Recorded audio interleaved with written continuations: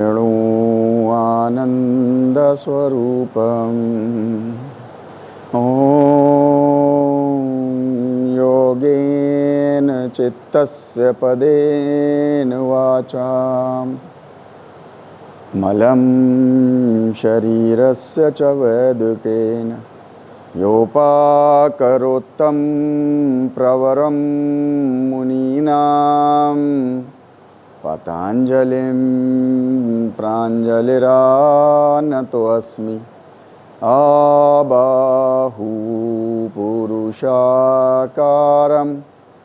शङ्खचक्रासीधारिणं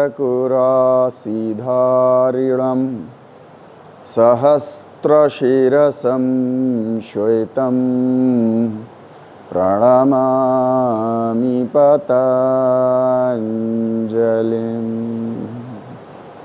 Om Shanti Shanti Shanti. Welcome back.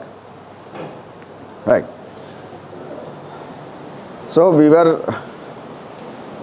from last 2 days we have been discussing about the concept of yoga, especially in order to fulfill or to bring a system of life which fulfill the basic needs of all the human beings. Means we are not keeping ourselves aloof from that section, which means you can call it that though they are fighting hard for their life, working hard for their life day and night, but still they couldn't means make their ends meet. हम लोग इसके ऊपर काफ़ी देर से बात कर चुके हैं कि ह्यूमैनिटी बहुत परेशान है और ऐसा है वैसा है, और इसको जो है वो इस वक्त सारे साइंटिस्ट एक ऑल्टरनेटिव ढूंढ रहे हैं ह्यूमैनिटी के लिए as a system of life. लेकिन अभी तक किसी को भी कहीं पे भी all throughout the world कहीं पर भी किसी को भी जो है वो अल्टरनेटिव सिस्टम ऑफ लाइफ नहीं मिल रहा है। एक सिस्टम ऑफ लाइफ था ह्यूमैनिटी का शुरू का, जब इंसान जो है वो भी सिस्टम ऑफ लाइफ था, जब इंसान जो है वो अकेला रहता था। फिर उसको कुछ समझ में आया, कुछ लाख साल बाद, 1000 साल बाद, आई डोंट नो, उसको कुछ समझ में आया कि नहीं यार 4-6 के साथ रहो तब ज़्यादा अच्छा है। तो उसने वो सिस्टम ऑफ लाइफ अडॉप्ट कर लिया जब 4-6-10 एक साथ रहने लग गए। फिर उसके बाद उन्होंने उसके फ़ायदे देखे और कुछ नुकसान देखे, तो उन्हीं इंसानों ने जो है वो एक कबीला ट्रेंड बना लिया। कबीला हम सब जानते हैं ना, राइट, वो कबीला उन्होंने ट्रेंड बना लिया। फिर उसके बाद जो है वो फिर लाखों साल चलता रहा सिस्टम अपना।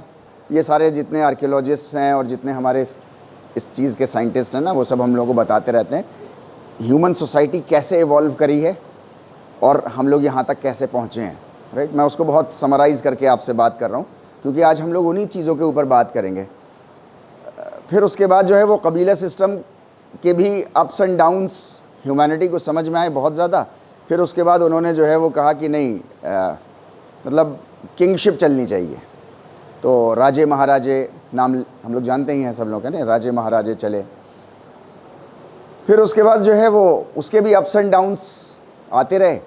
हम लोगों ने पहले दिन बात करी थी कि वो फ्रेंच रेवोल्यूशन हो गया। फिर यूथ जो है वो इस बात के लिए बिल्कुल तैयार नहीं था, मतलब ज़माने से सदियों से देख रहे थे कि उनके पूर्वज, उनके माता पिता, उनको जो है वो कोड़े मारे जा रहे हैं, उनसे जो है वो ज़बरदस्ती तरह तरह के टैक्सेस वसूल किए जा रहे हैं। मतलब मीन्स वो यूथ देख रहा था, कई सौ साल से नहीं बोल रहा था, लेकिन अंदर ही अंदर एक आग लग रही थी, राइट। फिर उसके बाद एक फ्रेंच रेवोल्यूशन हो गया और राजे महाराजेशिप ख़त्म हो गई और डेमोक्रेसी आ गई।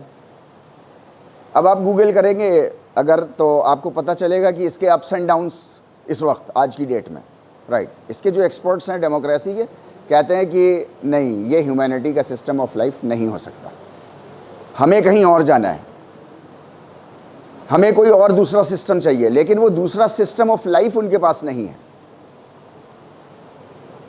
इस वक्त पूरी दुनिया जो है वो एक वॉइड में है। वॉइड समझते हैं, VOID, वॉइड, मतलब एक वैक्यूम में है, मतलब उसके समझ में नहीं आ रहा कि ये हो क्या रहा है, कि जिसके पास ताकत आ रही है वही मारे ले रहा है, वही एक दूसरे के ऊपर जो है वो जुल्म ज़्यादती कर रहा है, तमाम इंसानियत जो है वो इस तरीके से कुचल रही है, पिस रही है। और जितने लोग पावर में हैं, वो चाहे पैसे की पावर हो, चाहे रिलीजियस पावर हो, इंसानों के पास एज ए होल तीन ही तरह की पावर होती हैं। एक रिलीजियस पावर होती है, एक आपके पास जो है वो एडमिनिस्ट्रेटिव पावर होती है, जिसको कॉमनली पॉलिटिकल पावर बोलते हैं। एक पॉलिटिकल पावर होती है आपके पास, और एक कॉरपोरेट पावर होती है, राइट। ये लोग जितने भी लोग, मतलब हम इस वक्त सब बैठ के सोचते हैं, कहीं ना कहीं ड्राइंग रूम टॉक्स में हमारी ये बातें हैं, और अगर हमारी फिक्र नहीं होती तो नहीं है, लेकिन ये कि इस वक्त दुनिया के साइंटिस्ट इस बात पे सोच रहे हैं, यूथ सोच रहा है कि प्रॉब्लम कहाँ है, क्यों नहीं हमको जो है वो सोल्यूशन मिलता। देखिए, मैं एक बात आपसे शेयर करना चाहूँगा कि ऊपर वाले ने ये दुनिया बनाई है, इसके कुछ सिस्टम्स बनाए हैं। वो सिस्टम्स कुछ इस तरीके के हैं कि मतलब कोई भी चीज़ वैक्यूम में नहीं रह सकती, वॉइड में नहीं रह सकती। जैसे फॉर एग्ज़ाम्पल, आप ज़मीन है, आप ज़मीन को अनअटेंडिंग छोड़ दो, अनकेयरिंग छोड़ दो, वैक्यूम में छोड़ दो, उसको कुछ मत करो उसके ऊपर, क्या हो जाएगा? उसमें खाली ऐसी पड़ी रह जाएगी जैसी आपने छोड़ी थी, या उसके अंदर कुछ चेंजेस आ जाएंगे? मतलब वैक्यूम में रह नहीं सकती कोई चीज़। मेरा कहने का मतलब सिर्फ इतना सा है, राइट। आपने ज़मीन खाली छोड़ दी तो झाड़ झंकाड़ हो गए, कीड़े मकोड़े पलने लगे, ऐसी चीज़ें, स्पीशीज़ आ गई जो आपको जो है वो आपके सर्वाइवल के लिए ख़तरनाक थी, राइट। अब आपको करना क्या है? आपको उसकी टेंडरिंग करनी है, आपको उसको पालना पोसना है, यही सब आपको करना पड़ेगा उसको। आप उसको छोड़ नहीं सकते। आज की डेट में दुनिया जो है वो इस वक्त बिल्कुल छूटी हुई है, वॉइड में है, कोई सिस्टम ऑफ लाइफ नहीं है इस वक्त, कोई भी system of life as a whole नहीं है, वैक्यूम में है। जिसकी जो मर्जी आ रही है, जिसकी जैसी ताकत लग रही है, वो अपनी ताकत का वैसा इस्तेमाल कर रहा है, अपने फ़ायदे के लिए कर रहा है। उसको इससे बहस नहीं है कि दूसरे वाले का क्या नुकसान हो जाएगा। मेरा 10 रुपए का फ़ायदा हो जाए, चाहे इसका 1000 रुपए का नुकसान हो जाए। आज की डेट में सिस्टम ऑफ लाइफ ये है, ये ट्रू सिस्टम ऑफ लाइफ इस वक्त चल रहा है, प्रिवेलिंग है। क्यों? क्योंकि वैक्यूम में है। पूरी दुनिया में इस वक्त जो है वो सिस्टम दुनिया को चाहिए है, एक ऐसी चीज़ चाहिए है जहाँ पर पूरी ह्यूमैनिटी एक बार फिर से एकजुट होकर के उस डायरेक्शन में चल सके, और वो साइंटिफिक टेम्पर जो है वो आपके मतलब उसको भी ग्रो कर सके।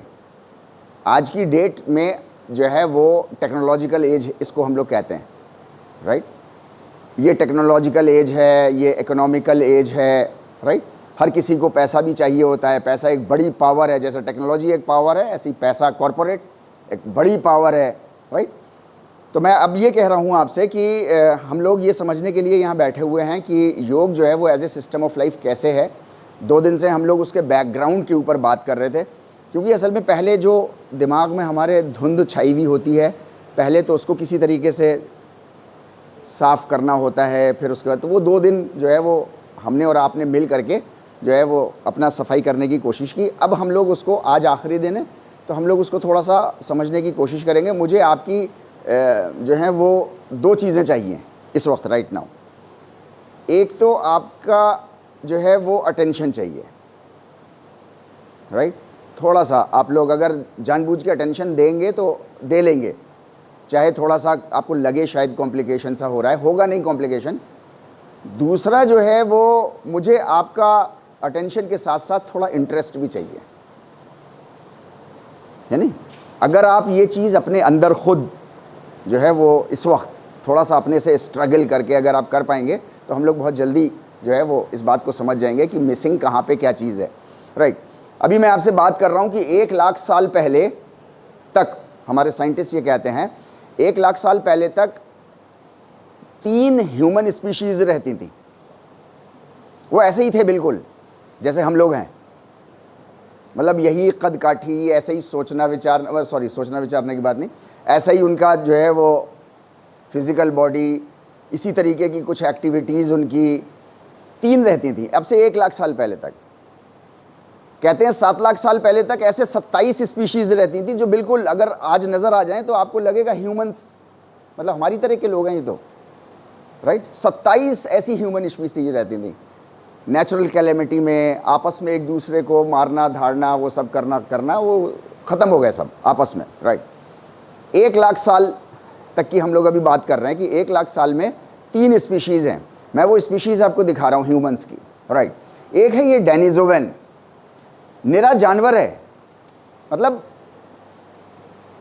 वो ऐसे ही है जैसे जानवर होते हैं सारे, मतलब खाना, जानवर का मतलब ये नहीं कि कुत्ता बिल्ली, जानवर मतलब वो टेंडेंसीज, वो कैरेक्टरिस्टिक्स, खाना पीना, बड़े होना, बच्चे होना, फिर उनकी केयर करना बच्चों की, और फिर उसके बाद जो है वो मतलब वो सारी चीज़ें जितनी होती हैं फिजिकल बॉडी की जो रिक्वायरमेंट होती है, बीमार होना, उनका इलाज उनको चाहिए, और उसके बाद जो है वो एक वक्त आता है या तो वो किसी एक्सीडेंट में मारे जाते हैं या किसी बीमारी की वजह से इस दुनिया से ख़त्म हो जाते हैं, राइट। एक ये डेनिसोवन नाम की थी का जो है वो स्पीशी थी। दूसरी जो है वो कॉमन है, शायद आप लोगों में से जिसको इंटरेस्ट होगा उन्होंने सुना होगा, यानी निएंडरथैल एक था। ये दोनों बड़े ताकतवर लोग थे। देखो आपको दिख रहे हैं ना पूरे इंसान से, दोनों को ब्यूटी पार्लर भेज दो, 4 घंटे बाद बाहर निकालो, आप पहचान नहीं पाओगे कि आप हो या ये हैं। 1 लाख साल पहले के स्पीशीज़ हैं, राइट। ऐसे ही हैं बिल्कुल, कोई प्रॉब्लम मतलब कोई फ़र्क नहीं है इनमें, ठीक है, राइट। ये निएंडरथैल हैं, ये 1 लाख साल पहले तक साथ में रहते थे, मतलब बहुत ही क्या कहेंगे इसको, जिसको मैं कहूँ बहुत बहुत ज़्यादा मतलब एक्सट्रीम लेवल पर स्ट्रेंथफुल लोग थे। ये बड़े बड़े जो है बोल्डर समझते हैं, यानी बड़ी चट्टानें, राइट। बड़ी चट्टानें साइंटिस्ट कहते हैं कि ये उठा करके जो है वो 500-500 मीटर दूर तक फेंक देते थे। अच्छा, ये ऐसे ही मारते थे एक दूसरे को, मतलब इतना बड़ा, और तो चीज़ सिस्टम थी नहीं इनके पास, वो फिजिकल स्ट्रेंथ इनके पास थी। उठाया और दुम, उसमें 2-4 निपट गए, 300-400 आए चपेट में, उसमें 2-3 निपट गए, क्योंकि वो भी तो ताकतवर है ना दूसरे लोग, वो ऐसा थोड़ी है कि वो इतने आसान से हैं, राइट। तीसरा जो है वो ये एक आया, एक ये था, राइट। ये जो है ये इसको साइंटिस्ट कहते हैं कि ये होमोसेपियन है, ये हम हैं।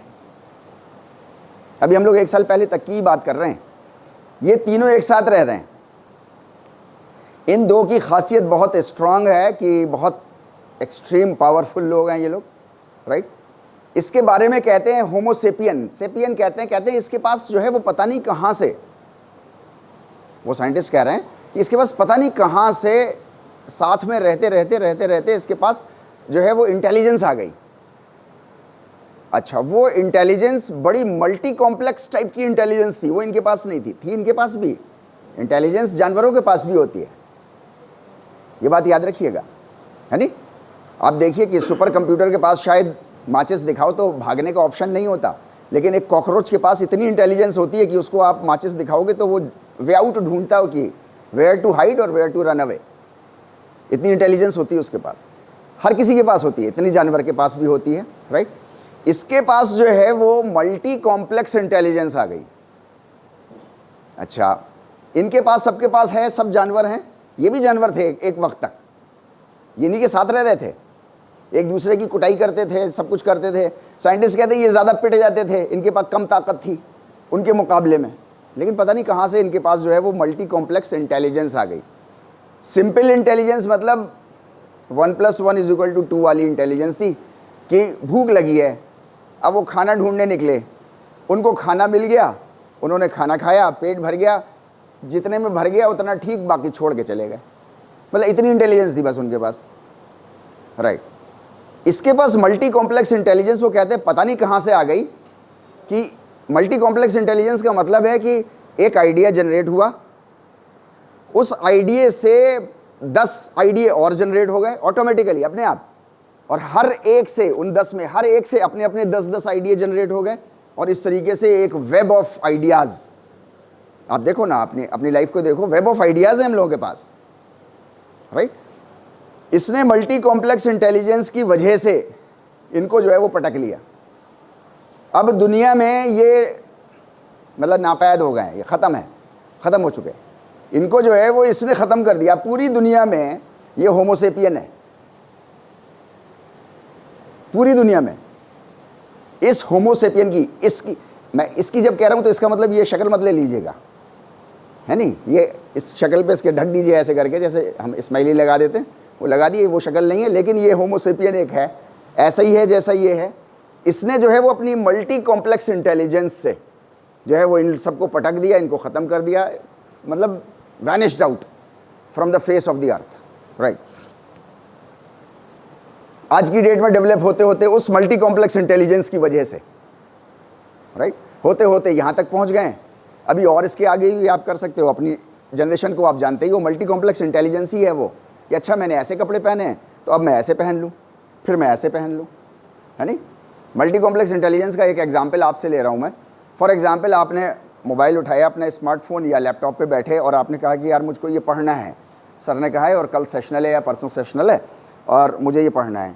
आपने वो टॉपिक लिया, अब वो टॉपिक आपने गूगल किया, आपने उसको खोला, साथ में जो है वो ज़िवामी का ऐड भी आ गया, आपने कहा यार इसके कपड़े तो बड़े अच्छे लग रहे हैं। अभी आपका मल्टी कॉम्प्लेक्स इंटेलिजेंस ही है ना। अगर 1+1 वो जानवरों वाली होती तो वो वही उसी टॉपिक पे अटकी रहती, वो उसको जब तक ख़त्म नहीं हो जाती वो जब तक हटती नहीं वहाँ से। उसने कहा ये बड़ा अच्छा लग रहा है, उसने उस पर भी क्लिक कर दिया, उसने कहा अच्छा ठीक है अभी पढ़ते हैं, मना नहीं किया उसने पढ़ने को, इंटेलिजेंस ने, उसने कहा ठीक है अभी देखते हैं। ये देखते देखते देखते देखते 1.5 घंटे के बाद पता चला आप एक पिक्चर देख रहे हैं। होता है ना ऐसा। ये मल्टी कॉम्प्लेक्स इंटेलिजेंस का मैं सिर्फ एक एग्जांपल ले रहा हूँ कि मल्टी कॉम्प्लेक्स इंटेलिजेंस काम कैसे करती है। ये काम ऐसे हो गया तो अब इसके 10 और वे आउट मिल जाएंगे आपको, फिर आपको 10 और वे आउट मिल जाएंगे, फिर ऐसे करते करते आप शुरू कहीं और करते हो, पहुँचते आप कहीं और हो, राइट। तो मैं आपसे ये कह रहा हूँ कि 1 लाख साल पहले हम लोग कुछ इस तरीके से थे, अब हम लोग जो हैं वो इस तरीके से हैं। अब जनरेशन और चेंज हो गई है, तो अब हमारा गेटअप, हमारा फैशन, हमारा लाइफ स्टाइल जिसको हम बोलते हैं, अब वो सारी चीज़ें जो हैं वो, पढ़ने का तरीका तक हम लोगों का चेंज हो गया है। ये सब मल्टी कॉम्प्लेक्स इंटेलिजेंस का ही नतीजा है कि हम लोग यहाँ बैठे हुए हैं। मल्टी कॉम्प्लेक्स इंटेलिजेंस का ही नतीजा है कि मिचियो काकू नाम के एक साइंटिस्ट हैं जापान के, वो कहते हैं कि बहुत जल्दी जो है वो इंटरनेट की एक चिप जो है वो आप अपने अंदर लगा लोगे, राइट, और आपने सोचा सैयद तारिक मुर्तज़ा, तो आपके सामने स्क्रीन पे वर्चुअल एक स्क्रीन है और सुर करके वो मेरे बारे में जितना भी आ सकता होगा वो सब आ जाएगा। आपको इसकी भी ज़रूरत नहीं है, जो डिजिटल आप वो इस्तेमाल करते हो। अब वर्चुअल वर्ल्ड में अब आप जो है वो सारी चीज़ें, मैं एक बात कह रहा हूँ आपसे कि ये सब आइडियाज़ ही का काम है हमारे आपके, राइट। ये होमोसेपियंस को जो है, ये जो मल्टी कॉम्प्लेक्स इंटेलिजेंस जो मिली, इसको योग की भाषा में चित्त बोलते हैं। क्या बोलते हैं इसको? राइट, है ना। ये चित्त है, इसको याद रखिएगा, क्योंकि हम लोग योग को as a system of life समझने की कोशिश कर रहे हैं, ठीक है, राइट। ये मल्टी कॉम्प्लेक्स थिंकिंग एबिलिटी जो है ये बड़ी खतरनाक है। देखो ना, खतरनाक है ना। 1.5 घंटे बाद आप मूवी देख रहे हो, सेशनल कल है आपका, परसों है, और देख रहे हो आप मूवी, तो खतरनाक है ना ये, राइट। ये चित्त भी बहुत खतरनाक चीज़ है, राइट। ये चित्त हमको जो है वो, मैं इसकी वो करना भूल गया हूँ एनिमेशन, राइट। ये हमको एक तो एनिमल से डिफरेंट बना देता है। आपके पास चित्त अगर है, डेवलप्ड फॉर्म में है, आपके पास बॉडी है, आपके पास चित्त है, राइट। अगर ये आपको चित्त अगर आपका डेवलप्ड है तो आप जानवरों से ऊपर लेवल पे हो और इंसानों में बहुत अच्छे लेवल पर हो। अगर आपका ये मल्टी कॉम्प्लेक्स, जिसको मैं कह रहा हूँ, जिसको साइंस बोलती है मल्टी कॉम्प्लेक्स, क्योंकि वो योग नहीं जानती है, योग कह रहा है उसको चित्त, राइट। अगर चित्त नहीं है तो आप जानवर के लेवल की ज़िंदगी गुजार रहे हो। फैशन आपका चाहे कैसा भी हो, आपके कपड़े धपड़े लाइफ स्टाइल वगैरह चाहे कैसी भी हो, वो है जानवर की ज़िंदगी, राइट, ओके। महर्षि पतंजलि योग सूत्र में जो है वो बताते हैं योगश चित्ता वृत्ति निरोधः, राइट। वो बता रहे हैं कि योग क्या है। योग को कह रहे हैं वो कि चित्त के अंदर वृत्तियों का ना आना। अच्छा, वृत्ति क्या होती है? वृत्ति वर्ड जो है वो व्रत से बना हुआ है। जो लोग संस्कृत जानते हैं वो जानते होंगे ना, या हिंदी भी जानते हैं तो व्रत जानते हैं ना हम लोग, किसको कहते हैं? Circle, right. सर्किल की कैरेक्टरिस्टिक क्या होती है? शुरू करो, आप बनाओ, इसको हाथ से बनाओ, वर्चुअल बनाओ, देखो सर्किल बनाओ, बना के देखो। जो प्रैक्टिकल करते हैं वो याद रहता है। क्या क्या कैरेक्टरिस्टिक है इसकी? राइट, ये जहां से आप शुरू कर रहे हो वहीं खत्म कर रहे हो आप इसको। आपने यहीं से तो शुरू किया इसको बनाना, आपने बनाया बनाया, चाहे छोटा सर्किल बनाओ चाहे बहुत बड़ा सर्किल बनाओ, जहां से शुरू करोगे वहीं खत्म कर दोगे। ऐसा ही है, राइट। देखिए आज की डेट की हम लोग बात कर रहे हैं क्योंकि हम लोग आज रहेंगे। महर्षि पतंजलि अपने ज़माने में वही बात कह रहे हैं जो हम लोग कह रहे हैं, बस ट्रांसमिशन ये जो लैंग्वेज है, ट्रांसमिशन का मोड है, ये इसकी टर्मिनोलॉजीज़ कुछ चेंज हो गई हैं, जिसकी वजह से हम लोगों को थोड़ी सी पीछे की बातों को समझने में थोड़ी परेशानी आती है। लेकिन अगर कनेक्टिविटी कोई बना दे आकर के तो बहुत जल्दी हम लोगों को समझ में आ जाता है कि सिचुएशन क्या है। जैसे हज़ारों साल से इंसान इस बात पे परेशान था कि हम ऊपर चढ़ते हैं पहाड़ पे तो थक क्यों जाते हैं, हाँफने क्यों लगते हैं, जब उसी पहाड़ से नीचे की तरफ आते हैं। ये हज़ारों साल से इंसान परेशान था, सभी ढूंढ रहे थे क्या वजह है, कैसे हो जाता है, क्या है। चिड़िया ऐसे उड़ रही है, उड़ रही है, उड़ रही है, उड़ रही है, वहीं उड़ते उड़ते मर गई है। अच्छा, जब मर गई है तो पट्ट से नीचे गिर गई, वरना कई किलोमीटर चिड़ियाँ जो है वो ऐसे ही पंख फैला के और पूरे उसमें दे रोम अबाउट इन द स्काई, बिना पंख फैलाए। तो उनको ये था, क्वेश्चन था। एक इंसान खड़ा हुआ ह्यूमैनिटी में से, सिर्फ एक इंसान एक खड़ा हुआ ह्यूमैनिटी में से, और उसने कहा कि ये ग्रेविटी की वजह से होता है। अच्छा, सबके समझ में आ गई एकदम से। मैं एग्जाम्पल ले रहा हूं आपको, राइट, कि इंसान कई चीज़ों में बहुत परेशान होता है, पीछे से लिंक नहीं मिल पाता, जिसकी वजह से जो है आज जो है वो चौथी क्लास 5वीं क्लास के बच्चे से पूछो कि ऊपर चढ़ते पे क्यों थक जाते हैं, जीने पे क्यों थक जाते हैं, वो आपको बता देगा क्यों थक जाते हैं। क्योंकि ग्रेविटी हमको नीचे खींचती है, हमें एफर्ट्स ऊपर लगाने होते हैं, ऊपर से हमें एफर्ट्स नहीं लगाने होते, इसलिए हम नहीं थकते, राइट। ओके, तो महर्षि पतंजलि हमको आपको कह रहे हैं कि आप अपने जीवन को, अपने चित्त को ऐसा न रखना। अच्छा, वृत्ति में मत रखना, व्रत में, सर्कुलर मत रखना। इसका मतलब क्या हुआ? इसका मतलब ये हुआ कि आपने जैसी सुबह करी है, जैसी आपने सुबह करी है वैसी रात मत कर देना। सर्कुलर वे में जिंदगी मत गुजारना। आपको डेवलप करना है ना, आपको ग्रो करना है ना, तो ग्रो तो कोई चीज़ एक स्टेप वाइज होती है, 4, 5, 6 में बढ़ा ना आगे, एक एक स्टेप करके, राइट। मेरी उम्र 53 साल की है और मैं ऐसे ही घूम रहा होता, 53 साल में मैं कहाँ पहुंचा होता, कितना डिस्टेंस कवर किया होता, कुछ नहीं, राइट। महर्षि पतंजलि आपसे कह रहे हैं जैसा दिन आप उठो, जब आप जैसे भी कंडीशन में हो, जब आप रात में लेट हो तो कम से कम चित्त के पर्सपेक्टिव में आपकी जो मल्टी कॉम्प्लेक्स इंटेलिजेंस है उसके इंप्रूवमेंट में कम से कम आपका जो है वो एक स्टेप आप आगे बढ़े हुए होने चाहिए। मैं अपनी बात समझा पा रहा हूं ना आपको, राइट। जैसे फॉर एग्जांपल एनाटॉमी है, तो एनाटॉमी का कम से कम एक चीज नई आपको आज याद, मतलब मालूम हो जानी चाहिए। अगर नहीं मालूम हो रही तो हम वृत्ति में हमने जिंदगी गुजारी, राइट। हमारे आस पड़ोस हजारों, लाखों, करोड़ों जो है वो वृत्ति में जीवन गुजारते हैं। कौन लोग गुजारते हैं जीवन में, वृत्ति में गुजार रहे हैं? वो कौन स्पीशी है जो ऐसे करके गुजार रही है? जितने जानवर हैं, जितनी प्लांट स्पीशी है, सुबह जैसे करते हैं, बकरी ने सुबह जैसी भी करी है वो शाम को बकरी ही सोई है, या उसने एक स्टेप आगे बढ़ा लिया बकरीपन से? नहीं ना, फिर वो ऐसी सो रही है, फिर वो ऐसी सो रही है। 7000 साल की हिस्ट्री बकरी की मैंने पढ़ी, वो 7000 साल पहले भी बकरी थी और आज भी बकरी। क्यों? क्योंकि वो वृत्ति में जीवन गुजार रही है। शेर ऐसा ही है, सारे जानवर, सारे प्लांट्स वो ऐसे ही के ऐसे ही हैं जैसे हैं, राइट। एक ह्यूमन ऐसा है जो 10,000 साल पहले गुफाओं में रह रहा था, लेकिन आज जो है वो पावर पॉइंट पे बैठ करके पढ़ रहा है, एसी में बैठ के रहता है। अब उसकी बिल्कुल, क्यों? क्योंकि उसके पास मल्टी कॉम्प्लेक्स इंटेलिजेंस है, लेकिन वो मल्टी कॉम्प्लेक्स इंटेलिजेंस जो है वो वृत्ति में नहीं होनी चाहिए। देखिए, कुछ लोग होते हैं, कुछ लोग अभी तक कुछ लोग होते हैं जिनकी वजह से यहाँ तक दुनिया पहुँच गई है।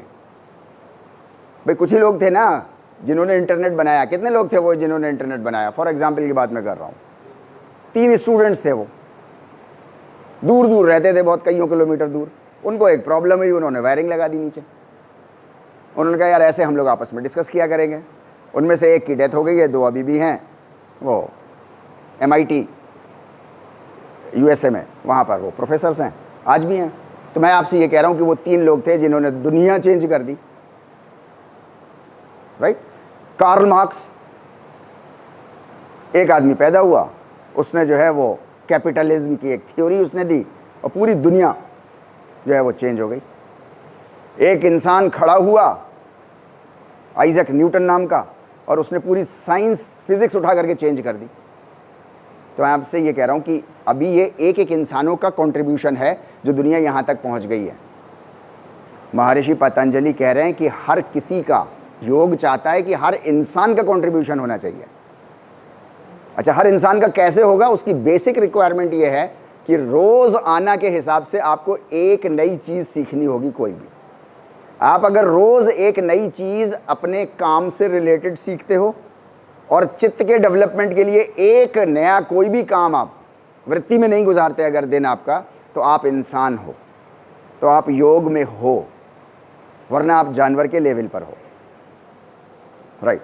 ये एक मैथमेटिकल रिप्रेजेंटेशन ऐसे ही मैंने बैठा हुआ था बना लिया। बच्चा जितना, जो भी बच्चा पैदा हो रहा है पूरी दुनिया में इंसानों का, राइट, उसके वो 0 लेवल पर पैदा हो रहा है, उसको कुछ नहीं पता। जानवरों का बच्चा पैदा होता है, उसको 100% अपनी लाइफ के बारे में पहले से पता होता है, राइट। मुर्गी के बच्चे अगर पानी सामने रख दो तो मुर्गी के बच्चे पानी से भाग जाते हैं दूर, राइट। मैं गांव का हूं रहने वाला, मैंने देखे हैं मुर्गी अंडे सेंत रही है, सेंतना समझते हैं ना हम लोग, राइट, ओके। सेंत रही है, उसमें से 2 अंडे उसके निकाल लिए और बत्तख के 2 अंडे डाल दिए, वहीं पे पानी रख दिया एक एक्सपेरिमेंट के तौर पे। जैसे ही बत्तख के बच्चे निकले, वो फौरन पानी की तरफ भागे, उनको किसी ने नहीं सिखाया। मुर्गी के बच्चे फौरन बाहर निकले। मैं ये कह रहा हूं कि जानवरों का बच्चा जो है वो 100% अपने लाइफ सर्वाइवल के लिए 100% चीज़ें सीख करके आता है। अंदर चिप लगी होती है उसके, बच्चे के कोई चिप नहीं है, उसको सारी चीज़ें बाहर से सीखनी होती हैं। इवन सांस लेना भी आपको बाहर से सिखाया जाता है। आप माँ के पेट से निकले, चाहे ऑपरेशन से निकले चाहे नेचुरल प्रोसेस से निकले, जैसे ही निकले आपको सांस लेनी नहीं आती थी क्योंकि अंदर ज़रूरत नहीं थी सांस लेने की आपको, राइट। वहाँ पे जो अटेंडिंग नर्स है या जो भी है, उसने फौरन क्या किया, उसने जो है वो आपकी टांगे पकड़ी और उल्टा लटका दिया। ये हर बच्चे के साथ है, राइट, ऐसा उल्टा लटकाया उसने। ग्रेविटी से सारा ब्लड उसके लंग्स की तरफ, प्रेशर ज़्यादा हो गया तो एकदम से वो भड़बड़ाया, सांस आ गई उसको। अच्छा, अगर लटकाया और सांस नहीं आई तो उसने उसके बम्पू पे 2 मारे, वो सेंसेशन जो आया उससे जो है वो एकदम से उसको कुछ अंदर डेवलप हुआ प्रेशर, और उसने, मैं ये बता रहा हूँ, सांस लेना सिखाया गया हमको, उल्टा लटका के मार के।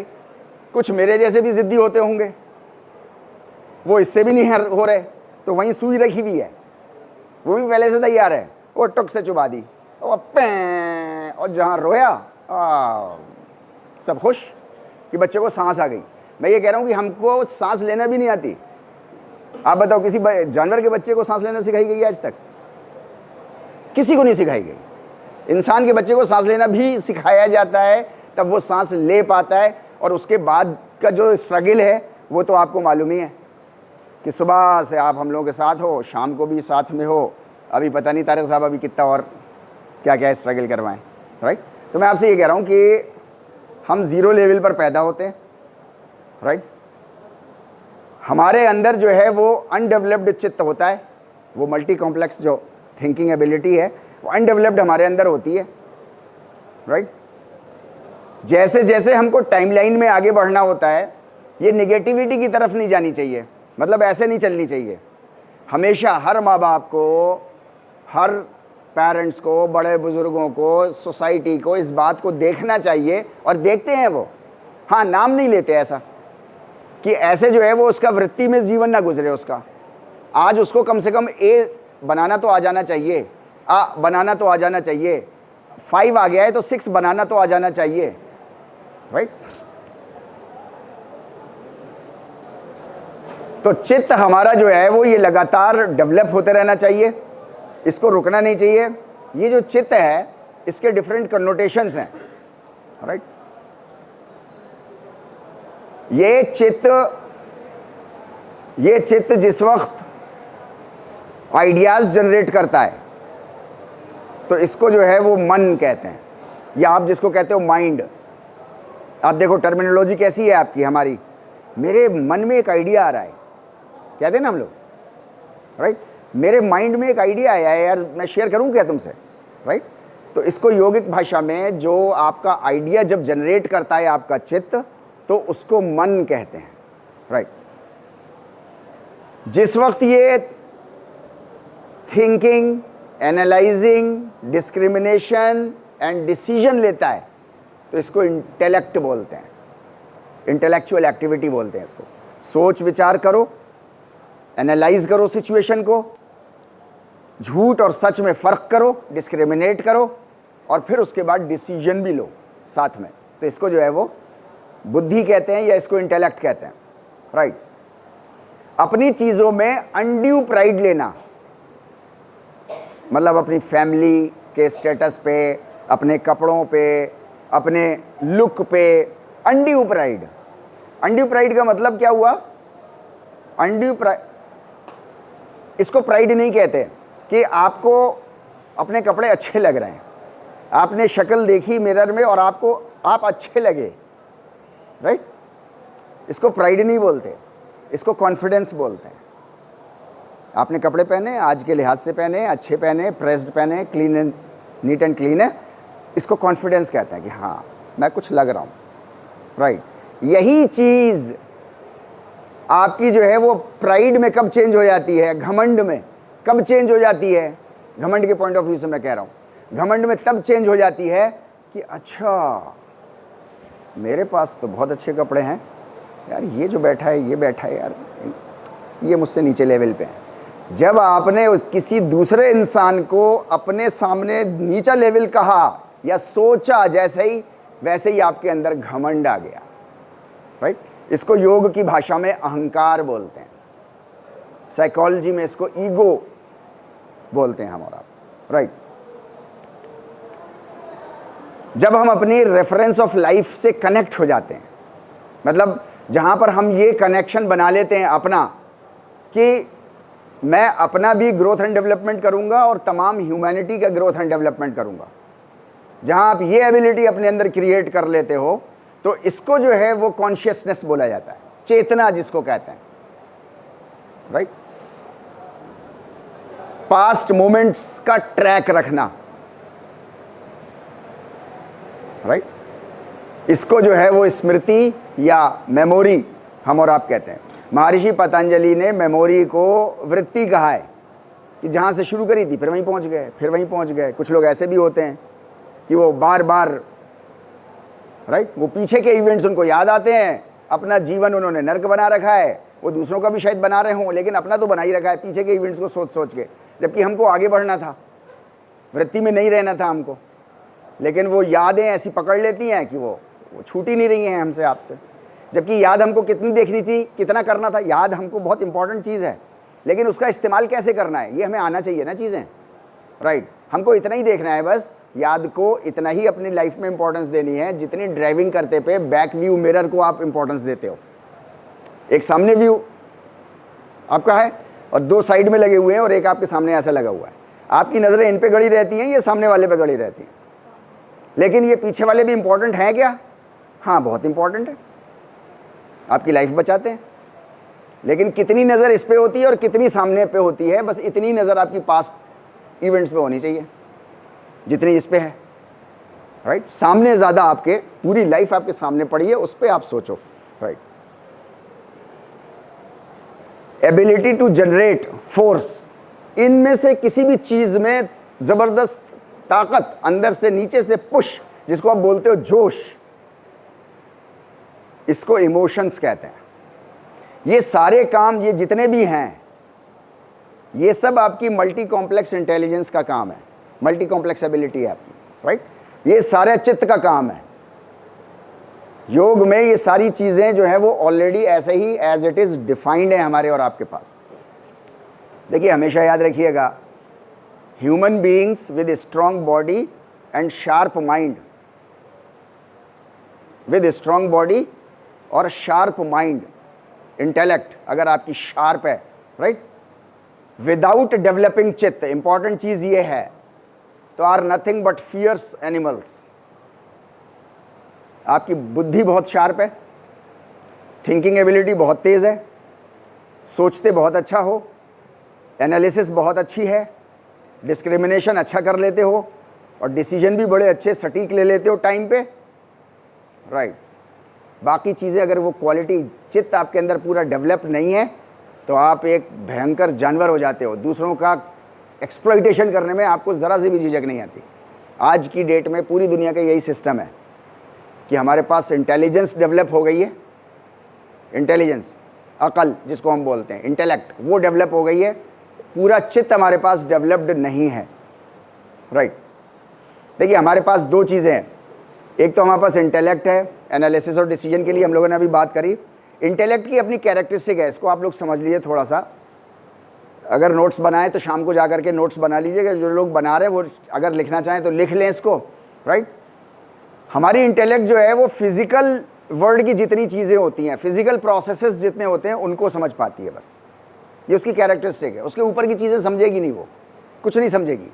जो फिजिकल इवेंट्स हो रहे हैं, जैसे मौसम कैसे चेंज होता है, सूरज कैसे निकलता है, कैसे ऊपर आ जाता है, कैसे डूब जाता है, हालांकि ये गलत है, सूरज कभी ना निकलता है ना कभी डूबता है, लेकिन हमारे यहाँ लैंग्वेज ऐसा ही है।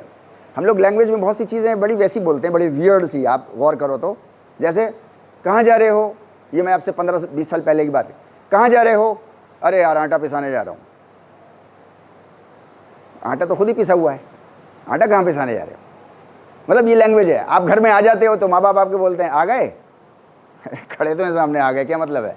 ऐसे बहुत सारे हम लोगों के सेंटेंसेस हैं, हम लोग बोलते हैं नो प्रॉब्लम एट ऑल, है ना, राइट।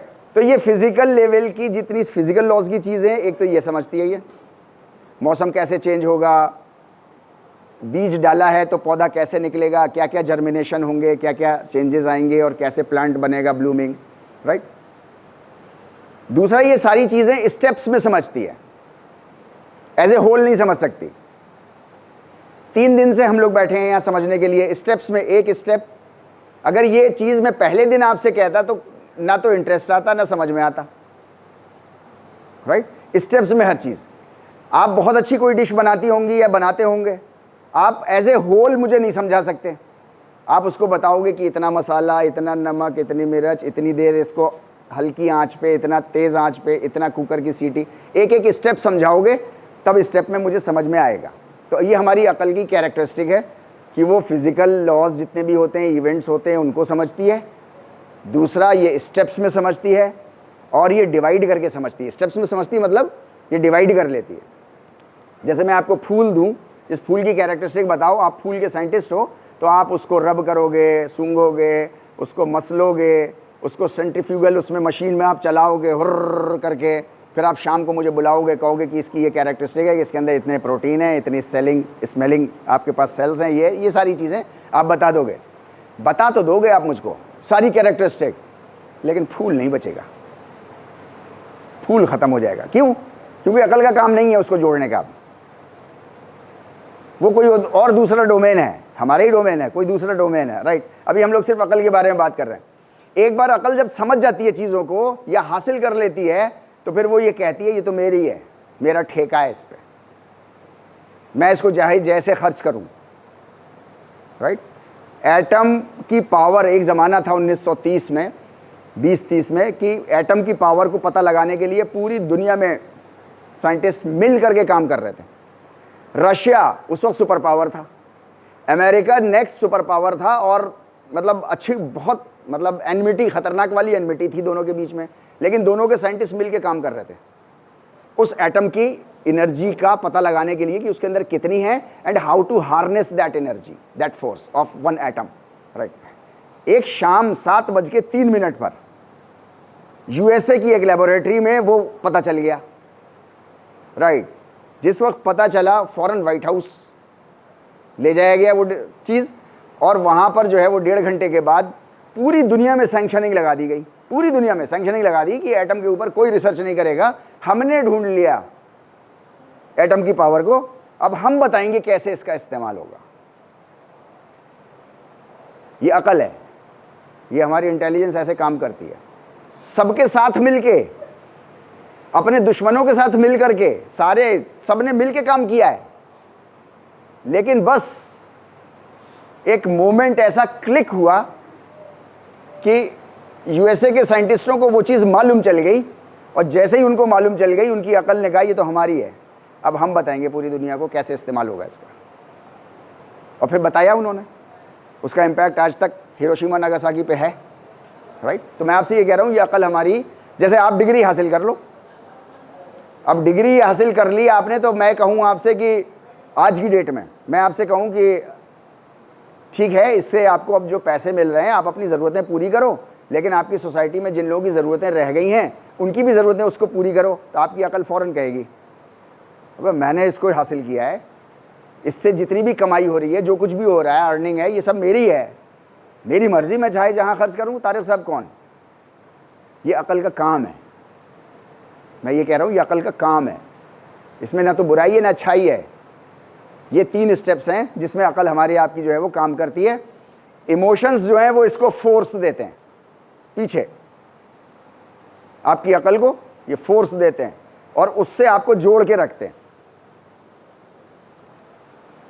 देखिए, जैसे जैसे इमोशंस हमारे बढ़ते हैं वैसे वैसे हमारी इंटेलेक्ट कम होती जाती है। एग्जाम्पल, जैसे जैसे इमोशंस बढ़े, गुस्सा आया, वैसे वैसे अकल ख़त्म हुई। कहते हैं ना, गुस्सा अंधा होता है, नफ़रत अंधी होती है, राइट, प्यार अंधा होता है, कहते हैं ना हम लोग, ये सारी बातें सही हैं, राइट।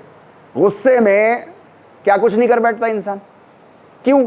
क्योंकि उसको इमोशंस ने पंप कर दिया, उसकी अकल मारी गई थी, मत मारी, जिसको कहते हैं ना, मति मारी गई थी उसकी, मत मतलब इंटेलिजेंस, उसकी अकल मारी गई थी। जब सारी चीज़ें फिज आउट हुई, नॉर्मल हुई, तब उसको समझ में आया कि हो गया यार ये क्या कर दिया मैंने, तो बहुत बुरा कर दिया। अब या तो ज़िंदगी भर वो अपने अंदर पछतावा लेके जी रहा है, और या उसके जो कॉम्प्लेक्सिटीज़ होती हैं लॉ की, वो सारी वो झेल रहा है, राइट। तो हमेशा जो है वो इमोशंस अगर आपके बढ़े तो इंटेलेक्ट आपकी हमेशा नीचे जाएगी, ये हमारी कैरेक्टरिस्टिक है, राइट। और इंसान जो है वो अंधा हो जाता है। हमारी इंटेलेक्ट को हमारे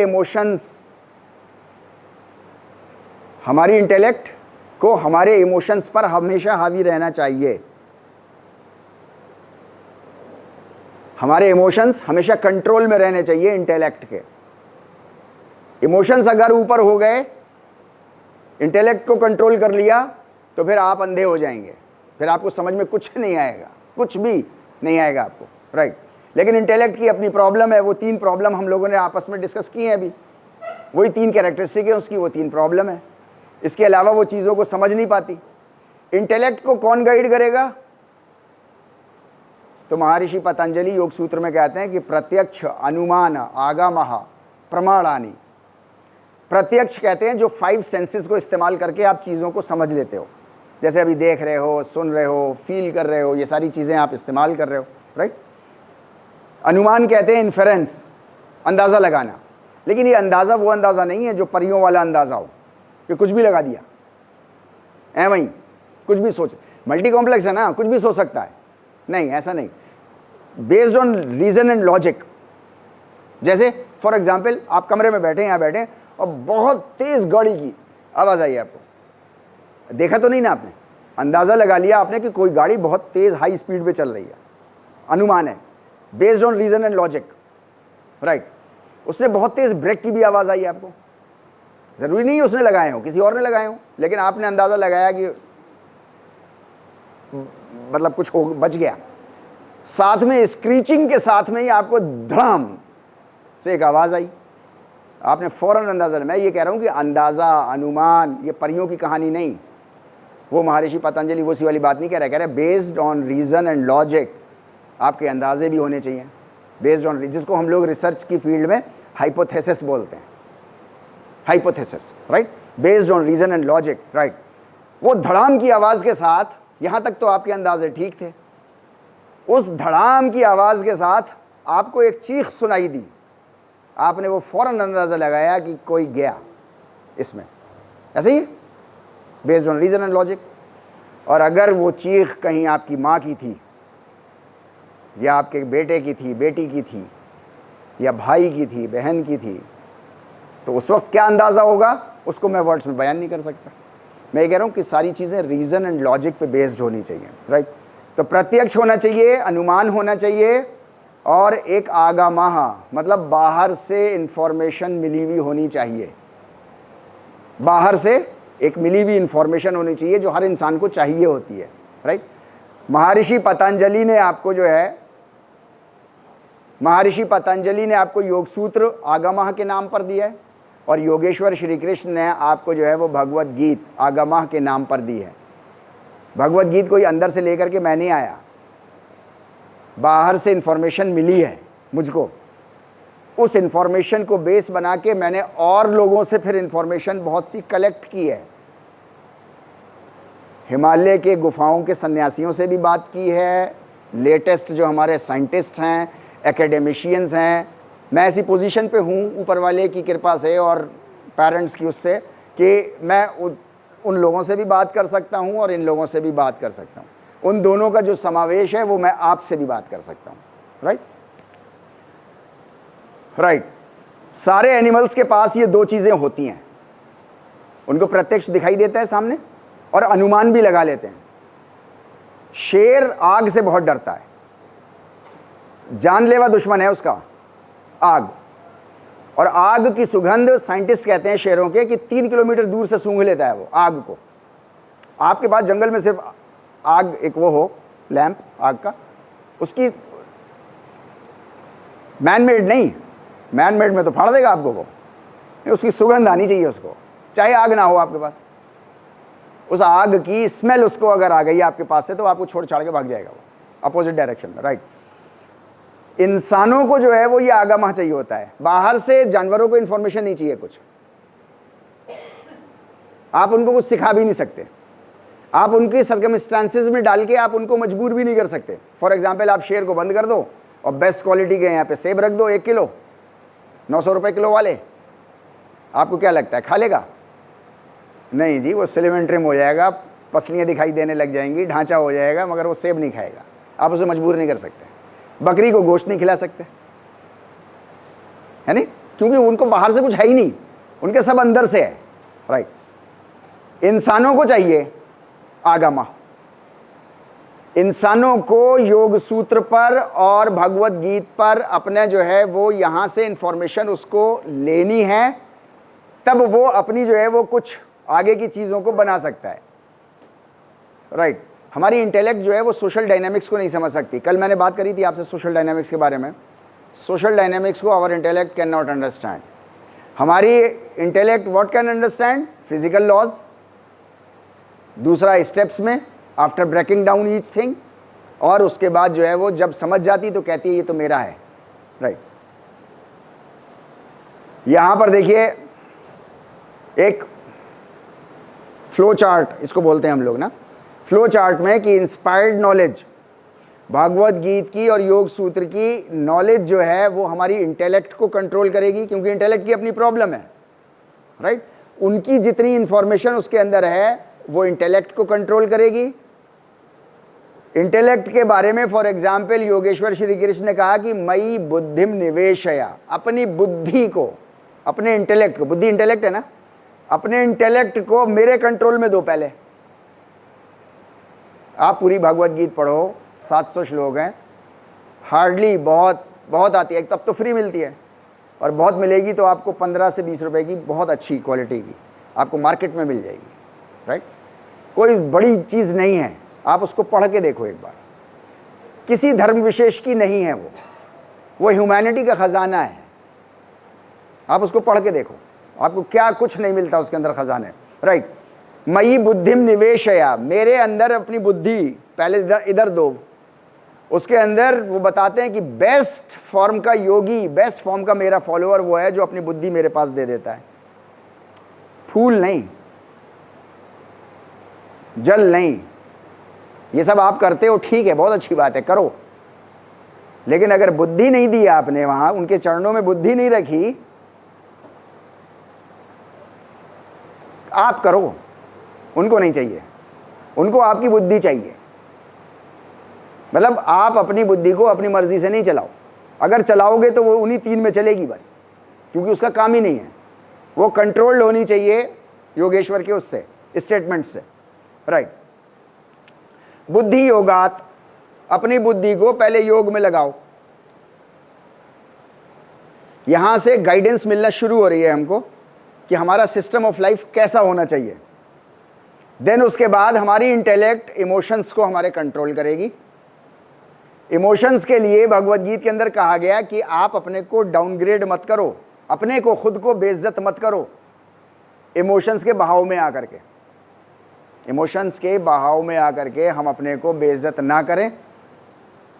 राइट, ये हमारा जो है वो, अगर हमने ऐसा कर लिया अपने लाइफ को, अभी नहीं है हमारा ये पार्ट पूरा मिसिंग है हमारी लाइफ से। सिस्टम ऑफ लाइफ की बात मैं कर रहा हूँ, सिर्फ पर्सनल लाइफ की बात नहीं कर रहा, मैं एज ए होल की बात कर रहा हूँ। इंडियन कॉन्स्टिट्यूशन से ये मिसिंग है टोटल, अभी सिर्फ इंटेलेक्ट पे है, सिर्फ और सिर्फ जितना भी है वो सब इंटेलेक्ट पे है। राइट, हमारे पास ये 2 चीजें हैं। देखिए, हमारी फिजिकल बॉडी जब ग्रो करती है तो कैसे ग्रो करती है, उसके कुछ प्रिंसिपल्स हैं। उसका क्या प्रिंसिपल है? वो चीजें लेती है, खाना लेती है, हवा लेती है, आराम लेती है, पानी लेती है। मतलब ये बॉडी को आप दोगे, जब लेगी तब ये ग्रो करेगी। राइट, इसके अपोजिट हमारे पास एक चित्त है। चित्त जो है वो प्रिंसिपल ऑफ गिविंग पे ग्रो करता है।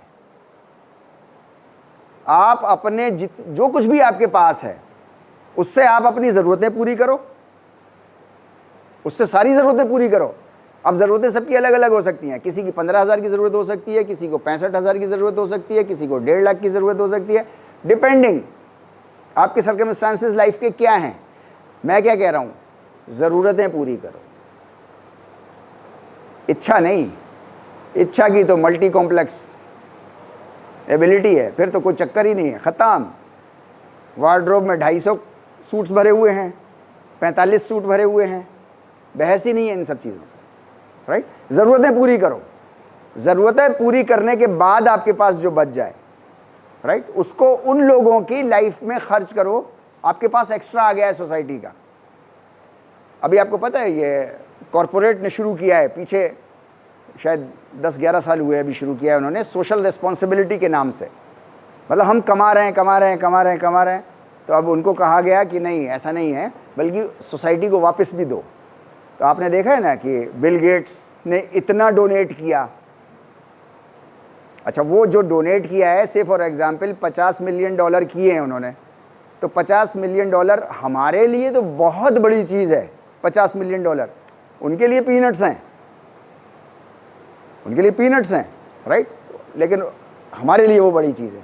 तो मैं ये कह रहा हूँ, ये कॉरपोरेट सोशल रेस्पॉन्सिबिलिटी के नाम पर दुनिया चल उधर ही की तरफ रही है, क्योंकि इसके अलावा चारा नहीं है। चल योग की तरफ ही रही है पूरी दुनिया। अपने में से देना है, लेकिन कितना देना है वो इशू है। अभी तो पीनट्स दे रहे हैं, राइट। योग कहता है कि आपकी ज़रूरत पूरी हो जाए, अपनी ज़रूरत पूरी करो, और ज़रूरत पूरी करने के बाद अब दूसरों की ज़रूरतें पूरी करो, राइट। ऐसा सिस्टम बनाओ एक, सारी ज़रूरतें आपकी जितनी भी हैं, सारी ज़रूरतों की पूर्ति सरकार का काम होगा। मैं अभी इस सरकार और उस सरकार की बात नहीं कर रहा, अभी मैं कह रहा हूं कि जो भी, क्या कहेंगे इसको, गवर्निंग बॉडी जो भी होगी XYZ, राइट, उसका काम होगा कि आपकी सारी ज़रूरतों को पूरा करे। आपको क्या चाहिए? एजुकेशन चाहिए, बीमार पड़ जाएं तो सेटिस्फैक्ट्री लेवल पर इलाज चाहिए, और क्या चाहिए? आपको बच्चों की एजुकेशन चाहिए, आपको अच्छी सड़कें चाहिए, आपको एजुकेशनल इंस्टीट्यूट्स बहुत अच्छे वाले चाहिए। ये जितनी ज़रूरतें हैं, सारी ज़रूरतें, इमरजेंसी आपकी लाइफ में आ जाए तो गवर्नमेंट देखेगी। अभी आप देखो पीछे कई सालों से लगातार दुनिया की हर गवर्नमेंट अब जो है वो धीरे धीरे अब वो करने लगी ना। उसने एक पोर्टल खोला कि सबको गैस फ्री, ज़रूरत है ना, बेसिक नीड है। हालांकि अभी नहीं दे रहे, लेकिन दे रहे हैं, लेकिन इतना नहीं दे रहे जितनी ज़रूरत है। सबको दवा फ्री, वो क्लिनिक चली है ना, मोहल्ला क्लिनिक। मतलब मैं ये कह रहा हूँ कि वो धीरे धीरे अब वो काम शुरू हो रहा है। दुनिया पहुँच रही है, चल रही है उधर ही की तरफ, लेकिन स्पीड बहुत स्लो है। देखिए नेचुरल जब भी कोई चीज़ होगी तो आप ऑब्जर्व करो ज़रा थोड़ा सा कि नेचुरल जितनी भी चीज़ें होती हैं वो सब बहुत स्लो होती हैं। यहाँ पे गंदगी पड़ जाए, इसकी सफाई के दो तरीके हैं। एक तरीका नेचुरल प्रोसेस है और एक तरीका मैन मेड है। आप अपना हाथ लगाओ और सफाई कर लो, राइट। अगर आप इसको नेचुरल प्रोसेस के लिए छोड़ दोगे तो हफ्ते 10 दिन में किसी के पैर से लग के थोड़ा सा जाएगा, कुछ हवा में उड़ के जाएगा, कुछ ऐसे करके कुछ कीड़े मकोड़े खा लेंगे, 10-15 दिन, 20 दिन, 1 महीने में ख़त्म होगा, लेकिन अपने बहुत से रिपरकशंस दे जाएगा। उसका दूसरा तरीका है कि आप अपना हाथ लगाओ नेचुरल प्रोसेसेस में और उसको तेज़ कर दो, तो आपने 5 मिनट में सफाई कर दी, राइट। मैं यहाँ से अलीगढ़ जाना चाहूँ, अब से 500 साल पहले, 1000 साल पहले तो 2 ही ऑप्शन थे, या तो पैदल जाओ या जानवरों पे जाओ। इंसान ने उसमें हाथ लगा दिया अपना और उसने जो है वो मशीन बना दी। अभी मैं आपके पास 4.5-5 घंटे में आ गया, राइट। तो मैं ये कह रहा हूँ कि नेचुरल प्रोसेसेस से अगर चलता है तो बहुत स्लो लेवल होता है। पूरी दुनिया योग के सिस्टम ऑफ लाइफ की तरफ चल पड़ी है ऑलरेडी। कभी और मौका मिलेगा मैडम के साथ तो फिर मैडम ने दिया अगर, तो फिर मैं आपके पास आऊँगा कैसे चल रही है। अभी तो मैं उसके एग्जाम्पल्स दे रहा हूँ बस आपको, राइट। चल पड़ी ऑलरेडी, लेकिन अभी तो बहुत दूर का हमारा सफ़र है।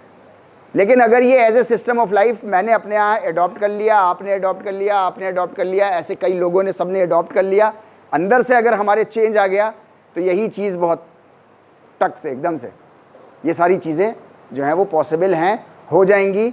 सारी गवर्नमेंट्स जो हैं वो चल रही हैं उधर की तरफ। महर्षि पतंजलि कहते हैं अपरिग्रह, अपरिग्रह मतलब to let go all the resources which you have beyond your needs, right। प्रत्याहार, प्रत्याहार को कहते हैं कि मतलब अपने सेंसेस को समेट लेना। काहे से? आपने जितना भी रिसोर्स जमा किया, रिसोर्स का मतलब सिर्फ पैसा नहीं, रिसोर्स मतलब नॉलेज भी है, रिसोर्स मतलब बहुत सी चीजें हैं। जो कुछ आपके काम की है आप रखो, बाकी दूसरों को डेवलपमेंट के लिए खर्च करो सारा, राइट। ये सारी चीज़ें हमको और आपको जो है वो बताई जा रही हैं। हमको और आपको, हर इंसान को ये चीज़ें चाहिए हैं सस्टेनेंस के लिए। न्यूट्रिशियस फूड चाहिए, क्लोथ चाहिए, ये सारी चीज़ें हमको आपको चाहिए। चांस टू फ्लोरिश, ये हमको चाहिए, सबको चाहिए। इसीलिए बैठे हैं हम लोग यहाँ पे, ताकि चांस मिल जाए फ्लोरिश करने का, ताकि हम दूसरों के मुकाबले में एग्जेम्पलरी बन जाएं। ये देखो जो पॉइंट है ना, आप बाइक्स के ऐड देखते हो ना, धोनी सर चला रहे हैं उसको। अब धोनी सर का ऐड लगा हुआ है, आपको क्या मतलब? नहीं, वो एग्जेम्पलरी बन गया है ना आपके लिए। तो एक सेंस, हालांकि वो झूठ है सेंस, लेकिन वो ऐड कंपनी डेवलप कर रही है आपके अंदर कि तुम भी चलाओगे तो धोनी सर देखोगे। मतलब आपकी साइकोलॉजी को वो इस्तेमाल कर रहे हैं अपने बिजनेस के लिए, राइट। और सबको जो है वो हैप्पीनेस चाहिए, सारे इंसानों को। सारे इंसानों को तोलने का मतलब ये होता है कि आपको चाहिए या नहीं चाहिए ये सारी चीज़ें। अगर आपको चाहिए तो इसका मतलब सारे इंसानों को भी यही चाहिए। सारे इंसान, चाहे कहीं के भी, किसी भी उस पर रहते हों, राइट। ये सारी चीज़ें कंडीशन है, लेकिन हमारी लाइफ देखिए कंडीशनल होती है नहीं? कंडीशन है, विदाउट एनी फियर मिलना चाहिए, कोई डर ना हो, और विद फुल डिग्निटी मिलना चाहिए। आपके पास ये नहीं है या मेरे पास नहीं है, राइट। ये चाहिए है, मुझे अपने बच्चों के लिए भी चाहिए, इसके लिए भी चाहिए, लेकिन सामने वाला एक बहुत बड़ी डिमांड कर रहा है मुझसे, बहुत बुरी। वो कह रहा है 14-15 साल की तुम्हारी बेटी है, वो दो मुझको, तो मैं तुम्हें ये दूंगा। नहीं, विद फुल डिग्निटी। योग कहता है with full dignity, without any fear और विद फुल डिग्निटी। हर इंसान को कम से कम ये सारी चीजें चाहिए। हम में से, आप में से बहुत से लोग जो हैं वो ये गलतफहमी में हो जाते हैं। फॉर एग्जाम्पल, आपने मेरी दावत करी, घर पे अच्छे से बैठाया, आपने डाइनिंग टेबल पे बिरयानी, कोरमा और वेज और जो चीज़ मुझे पसंद है आपने रखी मेरे सामने, मैंने उसको खाया। एक कोई मांगने वाला भी आ गया, मजबूर था, वो ज़रूरतमंद था, आपने उसको अखबार पे रख करके दे दिया। आप मुझे बताओ, आपने उसको विद फुल डिग्निटी दिया? लेकिन मैं कह रहा हूँ ये हर घर की प्रैक्टिस हो रही है ना, चल रही है ना ये प्रैक्टिस, राइट? योग ये कह रहा है कि नहीं, every human being has a special dignity and that should be maintained in every circumstances, right?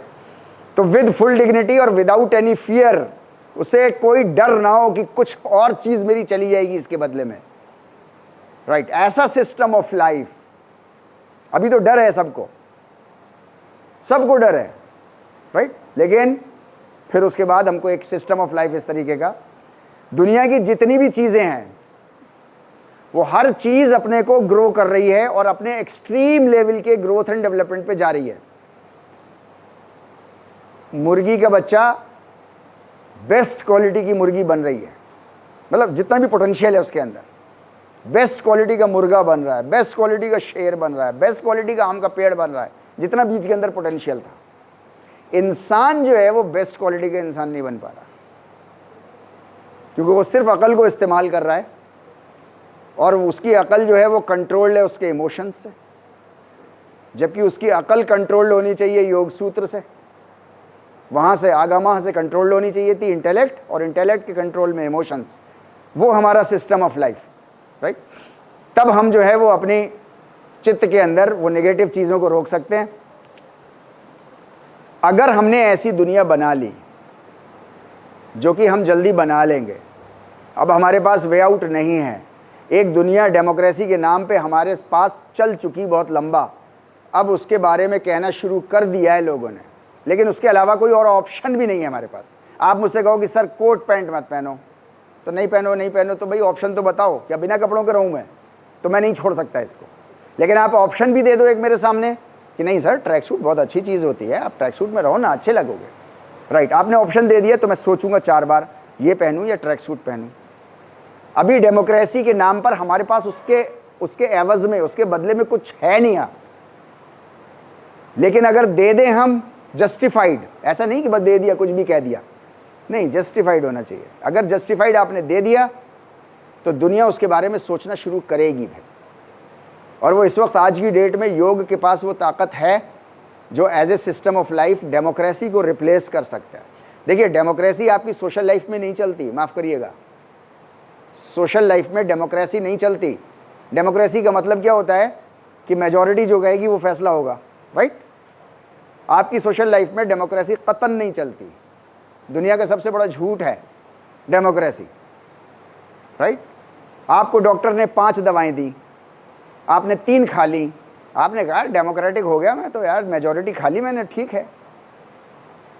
Permissible या नॉट परमिसिबल? 5 खानी है या आप मेजॉरिटी खानी है? उसमें से मेजॉरिटी खानी है? नहीं, मेजॉरिटी नहीं खानी, सब खानी है। सोशल लाइफ में कभी भी डेमोक्रेसी नहीं चलती, माफ करिएगा। मैं अपनी बात समझा पा रहा हूं ना आपको? सोशल डोमेन में आपको डेमोक्रेसी नहीं चलती है। हमारी आपकी लाइफ सोशल डोमेन की चीज़ है, ये अर्थमेटिक की चीज़ नहीं है। अर्थमेटिक उसका एक टूल है जिसके ज़रिए से हमें लाइफ चलानी है। लेकिन कुछ लोग लालच में, कैपिटलिस्ट जो हैं, वो आपको अर्थमेटिक मोड ऑफ लाइफ चलवा रहे हैं आज तक। लेकिन उससे अब इंसान ऊब गया है, परेशान हो गया है, अंदर हार्ट परेशान है, लेकिन ऑप्शन कोई नहीं है। मैं ये कह रहा हूँ कि योग के नाम का एक ऑप्शन अगर हम दे पाए तो महर्षि पतंजलि कहते हैं ऋतम भरा तत्र प्रज्ञा। ये पूरी अर्थ जो है वो गॉड के स्पार्कल से, उसके लाइट में, कहते हैं ना, जैसे आपने देखा ना गुरु नानक जी को कैसा हैलो बना हुआ है, वो गुरु नानक जी जिस वक्त होंगे, ये सब दिखाने के वो है, मतलब बताने का है कि देखो कैसा हो जाएगी दुनिया, अगर गुरु नानक के उस पर चलोगे तो कैसी हो जाएगी, ऐसी स्पार्कल्ड हो जाएगी। महर्षि पतंजलि उसको ही कह रहे हैं, राइट। ये एक नारा हम लोगों ने दिया था बहुत पहले भी, आपसे मैंने बात करी थी, एक दुनिया है, एक ही इंसान है। 1,00,000 साल पहले तो 3 थे, अब तो एक ही है। एक ही है मतलब सेम ज़रूरतें सबकी एक ही सी हैं, चाहे जापानी हो, अफ्रीकन हो, ऑस्ट्रेलियन हो, इंडियन हो, सबकी ज़रूरतें सेम हैं। तो फिर सरकार मतलब गवर्निंग बॉडी भी एक ही होनी चाहिए। पूरी दुनिया में इलेक्शन के नाम पे क्या नहीं होता, हमको आपको सब पता है। पूरी दुनिया की बात कर रहा हूँ मैं, सिर्फ अपने देश की बात नहीं कर रहा।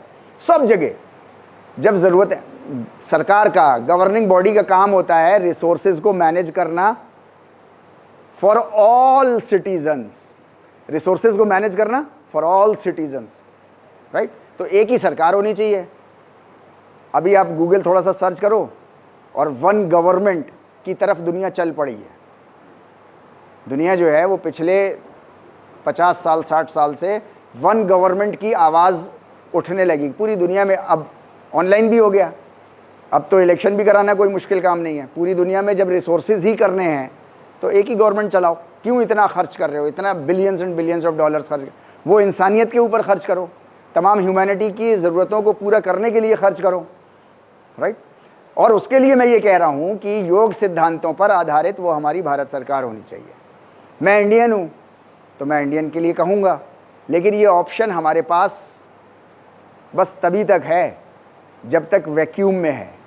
ज़्यादा दिन, ज़्यादा साल ये वैक्यूम में रहेगी नहीं, क्योंकि नेचुरल कोई चीज़ वैक्यूम में रहती नहीं है। ये झाड़ झंकाड़ पैदा हो जाएंगे और फिर ह्यूमैनिटी फिर कितने हज़ार साल परेशान होगी आगे, मुझे नहीं मालूम। फिर वो आएगा सिस्टम यही, क्योंकि दुनिया चल रही है स्लो इसी उस पे। वो सारी एग्जाम्पल्स मैंने आपसे ली हैं, राइट।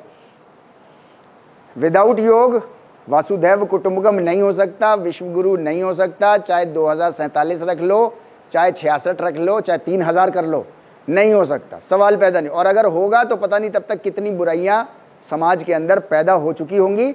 इसी वजह से योगेश्वर श्री कृष्ण ने कहा तस्मात् सर्वेषु कालेषु योग युक्तो भव, कि हमेशा हर हाल में योग युक्त होकर के रहना, मतलब योग से अटैच होकर के रहना। नहीं तो ह्यूमंस जो हैं वो दूसरे ह्यूमंस के दुश्मन हो जाएंगे और जानी दुश्मन हो जाएंगे और वेल एक्सप्लॉइटर्स हो जाएंगे, राइट। हम लोग अपनी बात को ख़त्म करते हैं।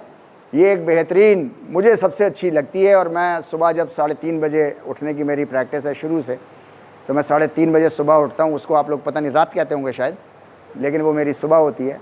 तो ये प्रेयर जो है वो मैं सबसे ज़्यादा जो है वो इसको लाइक करता हूँ। ओम सर्वेशाम स्वास्तिर्भवतु, O my god give health to all, सर्वेशाम शांतिर्भवतु, सबको शांति शांति आप दे दो, सर्वेशाम पूर्णम भवतु, हर चीज़ पूर्ण रूप से दे दो, जो इंसान को चाहिए है, जो चाहिए है, बेसिक नीड है, वो पूर्ण रूप से उसको दे दो।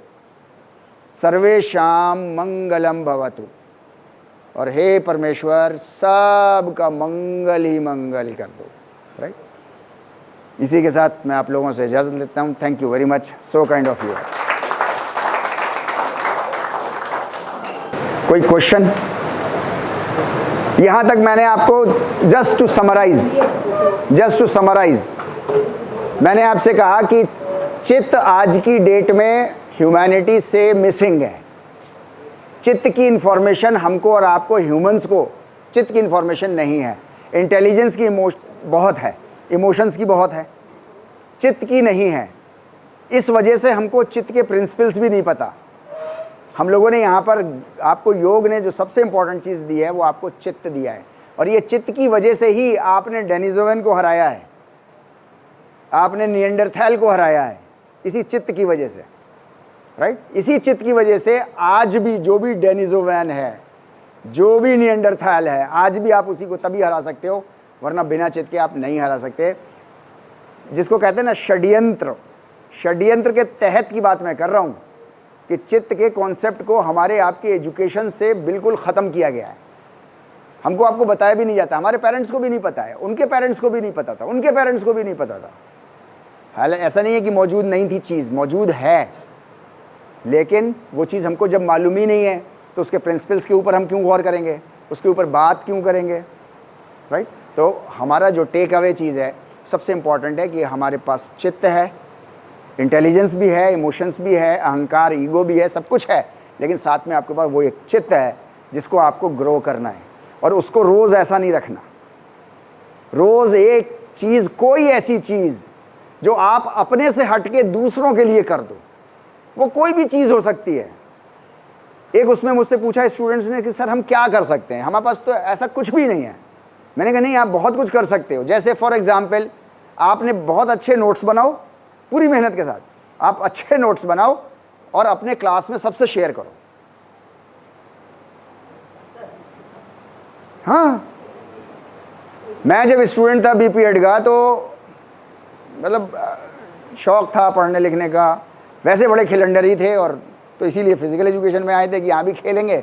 लेकिन यहाँ समझ में आया कि एनाटॉमी और फिजियोलॉजी और इतनी मोटी मोटी किताबें, तो हालत ख़राब हो गई। बहरहाल वो लंबी स्टोरी है, हमने पढ़ना शुरू किया, मज़ा आने लगा, अच्छा लगने लगा हमको। हमने बड़े अच्छे नोट्स बनाए।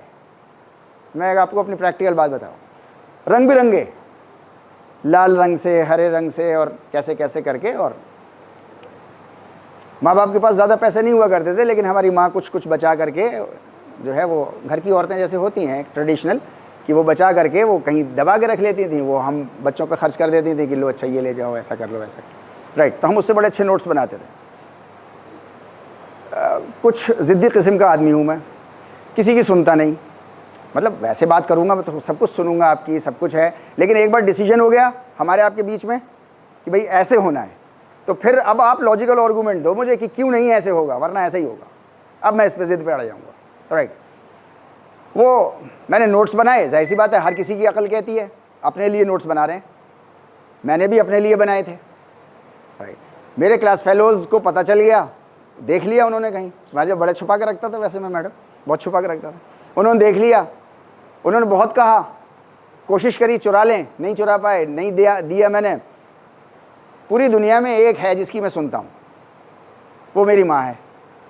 वो मेरी माँ के पास पहुँच गया सब, मेरे सारे क्लास फेलो, ये बात भी उनको पता थी, उन्होंने हमारी अम्मी से कह दिया कोई बात नहीं। अच्छा, शुरू से पता नहीं कब से, मुझे तो याद भी नहीं है, और हमारी आदत है, मतलब मेरी अपनी ख़ास करके, कि जब अम्मी लेटा करती थी रात में, तो उस ज़माने में गैस वैस तो हुआ नहीं करती थी, वो चूल्हे वूल्हे हुआ करते थे, वो फूकती थी, खांसती जाती थी, रोटी खाना पकाती थी, घर का सारा काम जैसे करती हैं सब औरतें, उन्होंने वो भी करती थी। तो रात में जो है वो आधा घंटा रोज़ आना, उनके पैर दबाना, ये मतलब मेरा काम था। अच्छा, ये मैं कहता हूँ, ये मतलब वैसे मैं शेयर कर रहा हूँ आपसे, ये सोशल डोमेन की चीज़ है, इंटेलेक्ट के समझ में नहीं आएगी ये चीज़, कि ये वो आधे घंटे की दुआएं हैं माँ की, जो मैं यहाँ पे खड़ा हूँ। वरना सवाल नहीं होता कि मैं यहाँ पर इस स्टेज पे आके खड़ा हो जाता कि हिमालय के सन्यासियों से भी बात कर लूँ, साइंटिस्टों से और एकेडमिशियन से भी बात कर लूँ, और यंगर जनरेशन से भी आकर के बात कर लूँ। एनी हाउ, एक दिन रात में वही एज़ यूजुअल मैं माँ के साथ बैठा, वो लेट गई हूँ, मैं पैर दबाना शुरू किया। थोड़ी देर के बाद बोली कि बेटा अब क्या करोगे इसके बाद। अच्छा, वो बहुत सारी बातें करती थी, आधे घंटे में बहुत कुछ ट्रेन करती थी, राइट।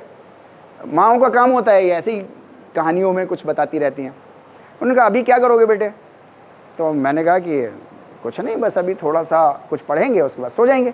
तो उन्होंने कहा अच्छा। बोले फिर तो अब मैं गौर से थोड़ा सा, वो फिर करके रुक गई। वो साइकोलॉजिस्ट बहुत अच्छी हैं, उन्होंने असल में एजुकेशनल साइकोलॉजी में ही पीएचडी करी उन्होंने, तो उनको ये सारे हथकंडे बहुत अच्छे से आते हैं। अच्छा, फिर अब वो करके रुक गई, यानी कि सारा ध्यान उन्होंने मेरा अपनी तरफ कर लिया। अब साइकोलॉजिकल ट्रिक है ना ये, राइट। अब उन्होंने कर लिया, मैंने फिर पूछा मैंने उनसे, मैंने कहा जी अम्मी, तो उन्होंने कहा नहीं, मैं ये सोच रही थी कि तुम सोए और सो करके अगर ना उठे तो। अच्छा, बड़ी अजीब सी बात थी उस वक्त, मेरे समझ में ऐसे नहीं आई एकदम से। मैंने कहा कि मतलब, तो बोली नहीं, मैं तो ऐसी कह रही थी कि सोए, वैसे तो रोज़ ही उठते हो, लेकिन अभी सोए और सुबह को ना उठ पाए। तो मैंने कहा जी, तो बोली हाँ, मतलब ऐसा बहुत सा होता है, बहुत से लोग होते हैं रात में बिल्कुल सही सोते हैं, सुबह नहीं उठ पाते और इस दुनिया से चले जाते हैं। अच्छा, माँ के लिए ये कहना अपने बच्चे के लिए, मैं समझता हूँ दुनिया का सबसे मुश्किल काम होगा शायद। मैं माँ नहीं हूँ, लेकिन मैं समझता हूँ इस दर्द को। और आप लोग भी समझेंगे इस बात को, राइट। अब उन्होंने ये बात मुझसे कही, मैंने कहा नहीं मैं समझा नहीं। बोली नहीं, वो मैंने सुना है तुमने नोट्स बड़े अच्छे बनाए। अभी आप देखो कैसे लर्निंग करती है माँ, है ना। सुना है मैंने नोट्स बड़े अच्छे बनाए। मैंने कहा जी बनाए। तो बोली तुमने दिखाए भी थे मुझको। मैंने कहा हाँ। तो बोली नहीं, मैं ये सोच रही थी कि अगर तुम अब सोए और सो करके नहीं उठ पाए सुबह को, तो ये नोट्स तुम्हारे किस काम आएंगे। हाँ, जो झटका लगा है मुझको, आप रियल जानो, वो झटका मैं आपसे बयान नहीं कर सकता, जाहिर सी बात है, सोशल डोमेन की चीज़ है तो मैं बयान भी नहीं कर सकता, आप फील कर सकते हो बस उसको, राइट। वो झटका था कि दूसरे दिन सुबह को उठ गया मैं, और उठ करके मैंने सारे क्लास फेलोज को दे दिया, मैंने पकड़ भाई जा ऐश कर तू, राइट। तो मैं आपसे ये कह रहा हूँ कि अपने लिए आप खर्च करो, सब कुछ करो, अपनी ज़रूरत पूरी करो, जो बच जाए वो दूसरों के उस पर लगा दो। मैंने माँ से उसको कहा भी, अम्मी से, मैंने अम्मी से कहा, मैंने कहा कि मैं उनको दे दूंगा तो मेरी और उनके बराबर फिर बराबर हो जाएगा ना, फिर तो मतलब क्या, मतलब वो उठ करके बैठ गई। बोली ऊपर वाले की कसम खा के कह रही हूँ, अल्लाह की कसम खा के कह रही हूँ कि वो तुम्हारे बराबर तो कभी आ ही नहीं सकते। अच्छा, मैंने कहा क्यों? तो कह रही है तुम ये बताओ, तुमने एक पेज नोट्स बनाए, उसके लिए कितने पेज तुमने पढ़े होंगे? तो मैंने कहा कि ऐसे ही 15-20। तो बोली वो 15-20 पेज की इंफॉर्मेशन क्रक्स फॉर्म में तुमने एक पेज में लिखी है ना, वही एक पेज तो उनके पास जा रहा है, वो 15-20 पेज की इंफॉर्मेशन उनके पास कहाँ है, वो तो तुम्हारे ही पास है, तुम्हारी टक्कर कैसे ले लेंगे वो? दे दो सबको।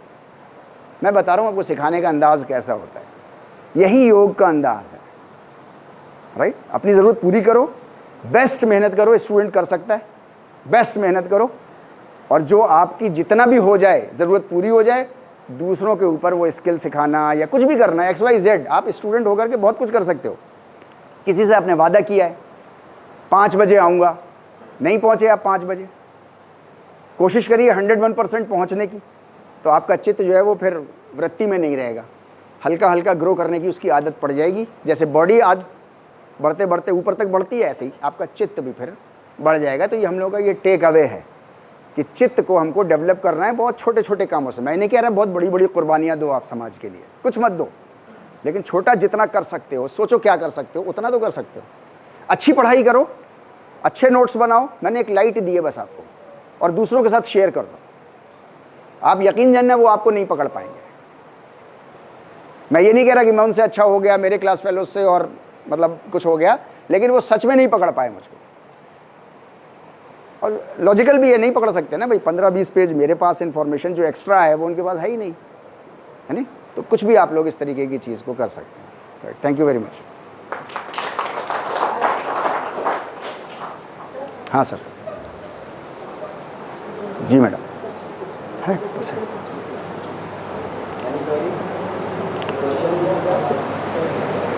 ये भी जरूरी जो सबने पढ़ाया उसके बारे में जो सारे इंटेलेक्ट है वो योग सूत्र से चलना चाहिए, उसे योग सूत्र हमारा इंटेलेक्ट को कंट्रोल करना चाहिए।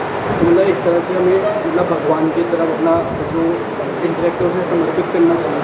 लेकिन वो चीज़ हम भक्ति के थ्रू करेंगे तो भक्ति तो एक इमोशन ही हो गया ना, तो इनडायरेक्टली हमारा इमोशन ही हमारा इंटेलेक्ट कंट्रोल करेगा। इमोशन आपको जो है वो फ्यूल देता है बस। इमोशन आपका काम क्या कर रहा है? आपके अंदर फ्यूल दे रहा है, जोश पैदा कर रहा है, बस और कुछ नहीं कर रहा। आपकी कनेक्टिविटी बनाएगा, उसी को हम भक्ति बोलते हैं, है नहीं। तो वो आपको फ्यूल दे रहा है और कुछ नहीं कर रहा वो आपसे। तो है तो इमोशंस ही। ये देखो चित्त तो पूरा सारा है, मैं ये कह रहा हूँ ना, सबको ग्रो करना है। देखिए हमारी ह्यूमन बॉडी में कैसा होता है, जैसे आप रनिंग करते हो तो लेसर टाइमिंग के साथ करते हो, जब वेट उठाते हो तो क्या लेसर वेट उठाते हो या हायर वेट उठाते हो तब जीतते हो?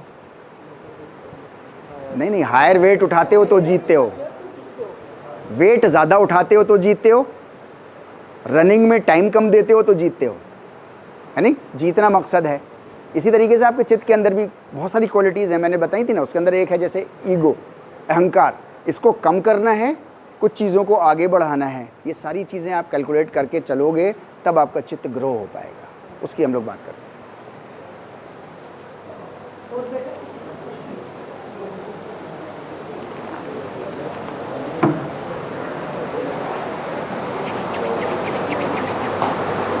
हो गया बस, थैंक यू वेरी मच जी, मैं बैठूँ।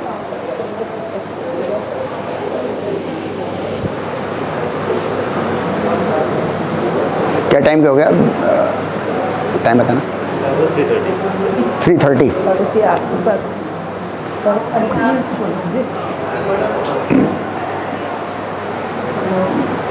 एक मिनट रुको, एक छोटा सा एक्सपेरिमेंट बच्चों को दिखाना था, अगर आपकी इजाज़त हो।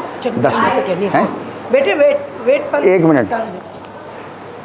मैं छोटा सा आप लोगों के साथ एक छोटा एक्सपेरिमेंट करना चाहता हूँ। वर्कशॉप का मतलब होता है क्या? छोटा सा काम। आप में से जो ताकतवर अपने को समझता हो वो आ जाए मेरे पास। 2-2 हाथ करेंगे, लड़का लड़की कोई भी जो अपने को ताकत, आ जाओ। आप पहलवान, अरे आ जाए। देखो सब लोग, आप रिप्रेजेंटेटिव होता है ना इंसान। Right, very good. देखिए हम लोग बात कर रहे हैं असल में इस वक्त जो मैं बात करूंगा आपसे बहुत इंपॉर्टेंट है। हमारे पास ये एक डिवाइस है, राइट। हमारी लाइफ का बहुत सारे प्रिंसिपल्स हैं, उसमें से एक बहुत इंपॉर्टेंट प्रिंसिपल है कि आपके पास जितनी भी रिसोर्सेज हैं वो सारे आपके जो हैं वो अंडर मैनेजमेंट होने चाहिए, मैनेजेबल होने चाहिए। ऐसे ही है ना? राइट। इसके साथ हमारा कोई मैनेजमेंट नहीं है।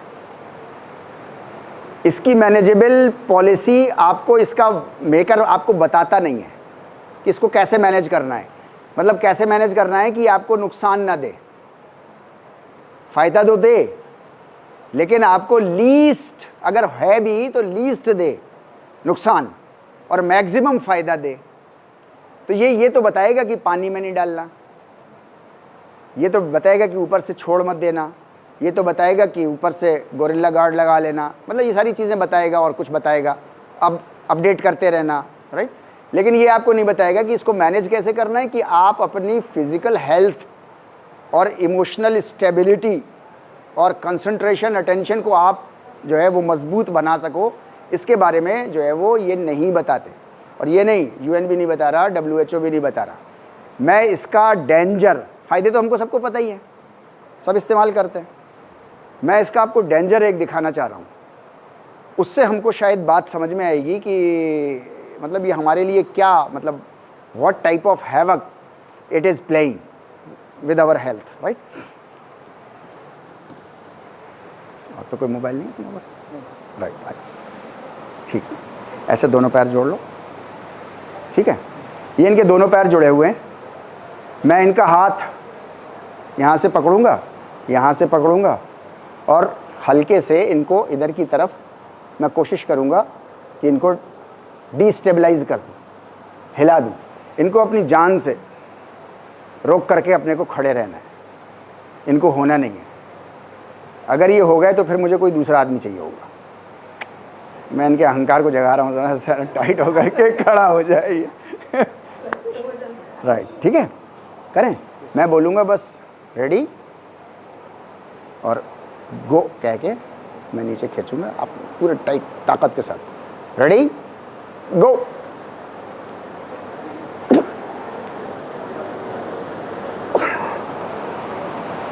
हैं, जवान बच्चा है ये, कड़ा उतार के उससे हाथ कर लेगा।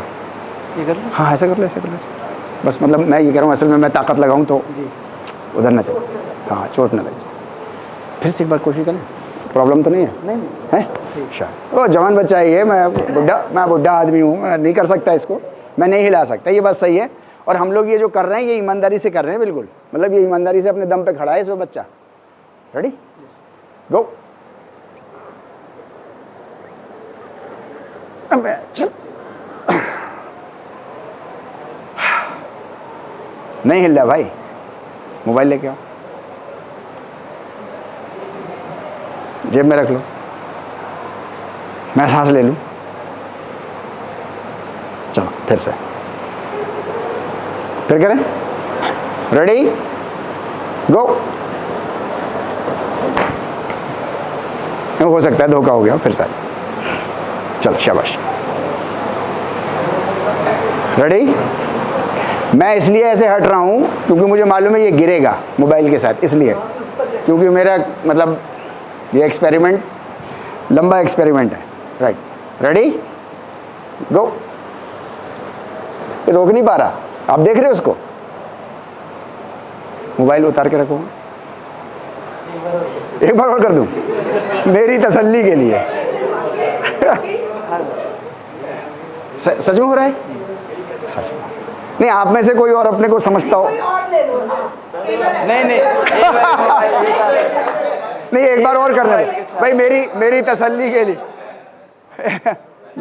मेरी तसल्ली के लिए, ठीक है? चलें, थोड़ा ध्यान तो आ जाए इनको। चलें भाई, चलें, एक बार और इनकी तसल्ली के लिए कर रहे हैं। मुझे तो तसल्ली हो गई कि हाँ मैं फेंक दूंगा अब इसको। राइट, रेडी, गो। है हो रहा है?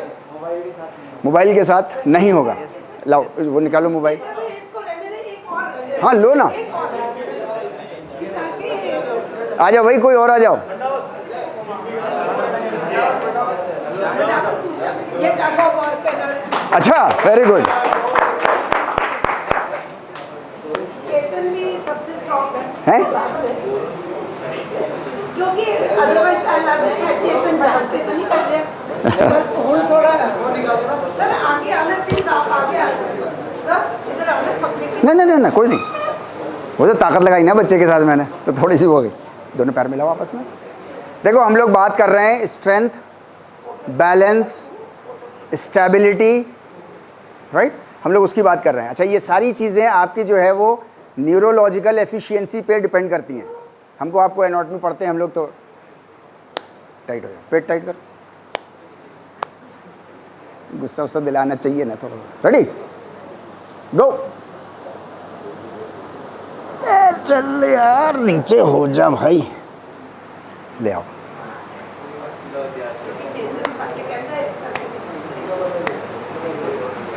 नहीं, अब इसलिए नहीं गिरेगा ये कि इसको पता है कि गिरना है, इसलिए गिर जाए, नहीं, ऐसा नहीं होगा। टग ऑफ वॉर है तुम्हारा गेम? प्रॉब्लम तो नहीं, शोल्डर वोल्डर, ठीक है, एवरीथिंग। हाँ नहीं, ठीक है, कोई परेशानी नहीं। रेडी, टाइट हो जाओ पूरा, है ना? रेडी, गो।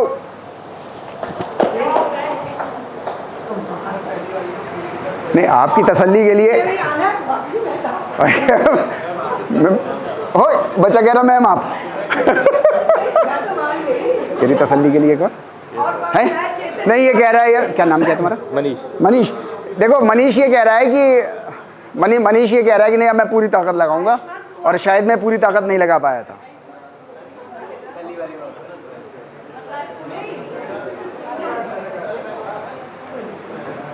चले भाई, सांस लो, सांस ले लो भाई।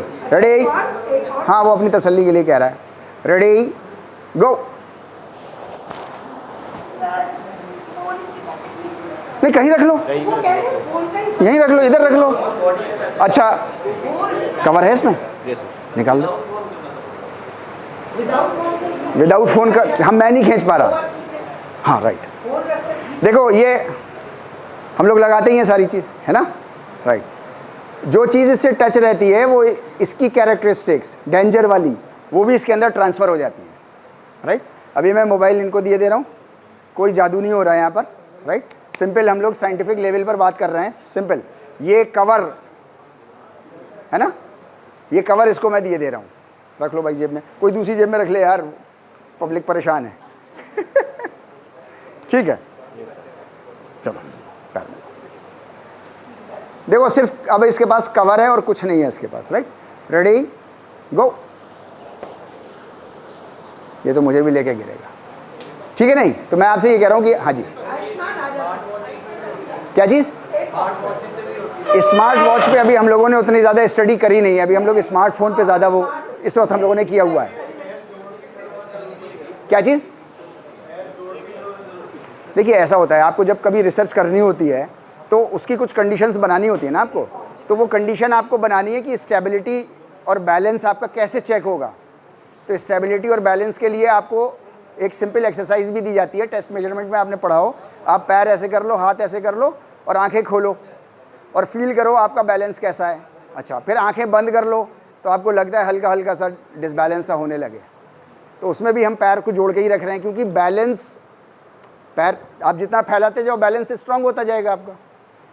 तो बैलेंस को चेक करना है, न्यूरोलॉजिकल कंडीशंस को चेक करना है। उसके लिए कंडीशन ये है कि दोनों पैर मिले हुए हों और उसके बाद हम बैलेंस एजिलिटी, ओ सॉरी, उसकी वो चीज़ें, कोऑर्डिनेशन हम चेक करें उसको।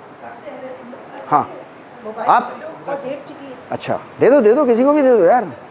नाम क्या है तुम्हारा? दूसरा मोबाइल भी तो है सर पहले मोबाइल के साथ। अच्छा, मोबाइल के साथ पहले गिरना चाहता है वो, ओके फाइन। एक ही है मोबाइल, दो हैं? एक ही। ठीक, रेडी रेडी और गो, है ना? टाइट हो जा, अरे टाइट होना है। हो गया सर। कहाँ है? देखो ढीला है, टाइट हो, इतना भी नहीं होना चाहिए। राइट, रेडी गो। सर आप क्या बोलते हैं, जब फ़ोन है ना फोर्स इस तरफ लगा रहे हो, जब फ़ोन नहीं है तब डाउन की तरफ लगा रहे हो। आजा, ऐसा किया मैंने क्या? मैं देखो, मैंने आपको पहले भी बोला सब लोगों को, मैं इसलिए हट रहा हूँ क्योंकि आप मेरे ऊपर गिर जाओगे। मैं सिर्फ इसलिए हट रहा हूँ, इसलिए आपको लग रहा है शायद उसमें चेंज आ रहा है नहीं? अदरवाइज कोई चेंज नहीं है।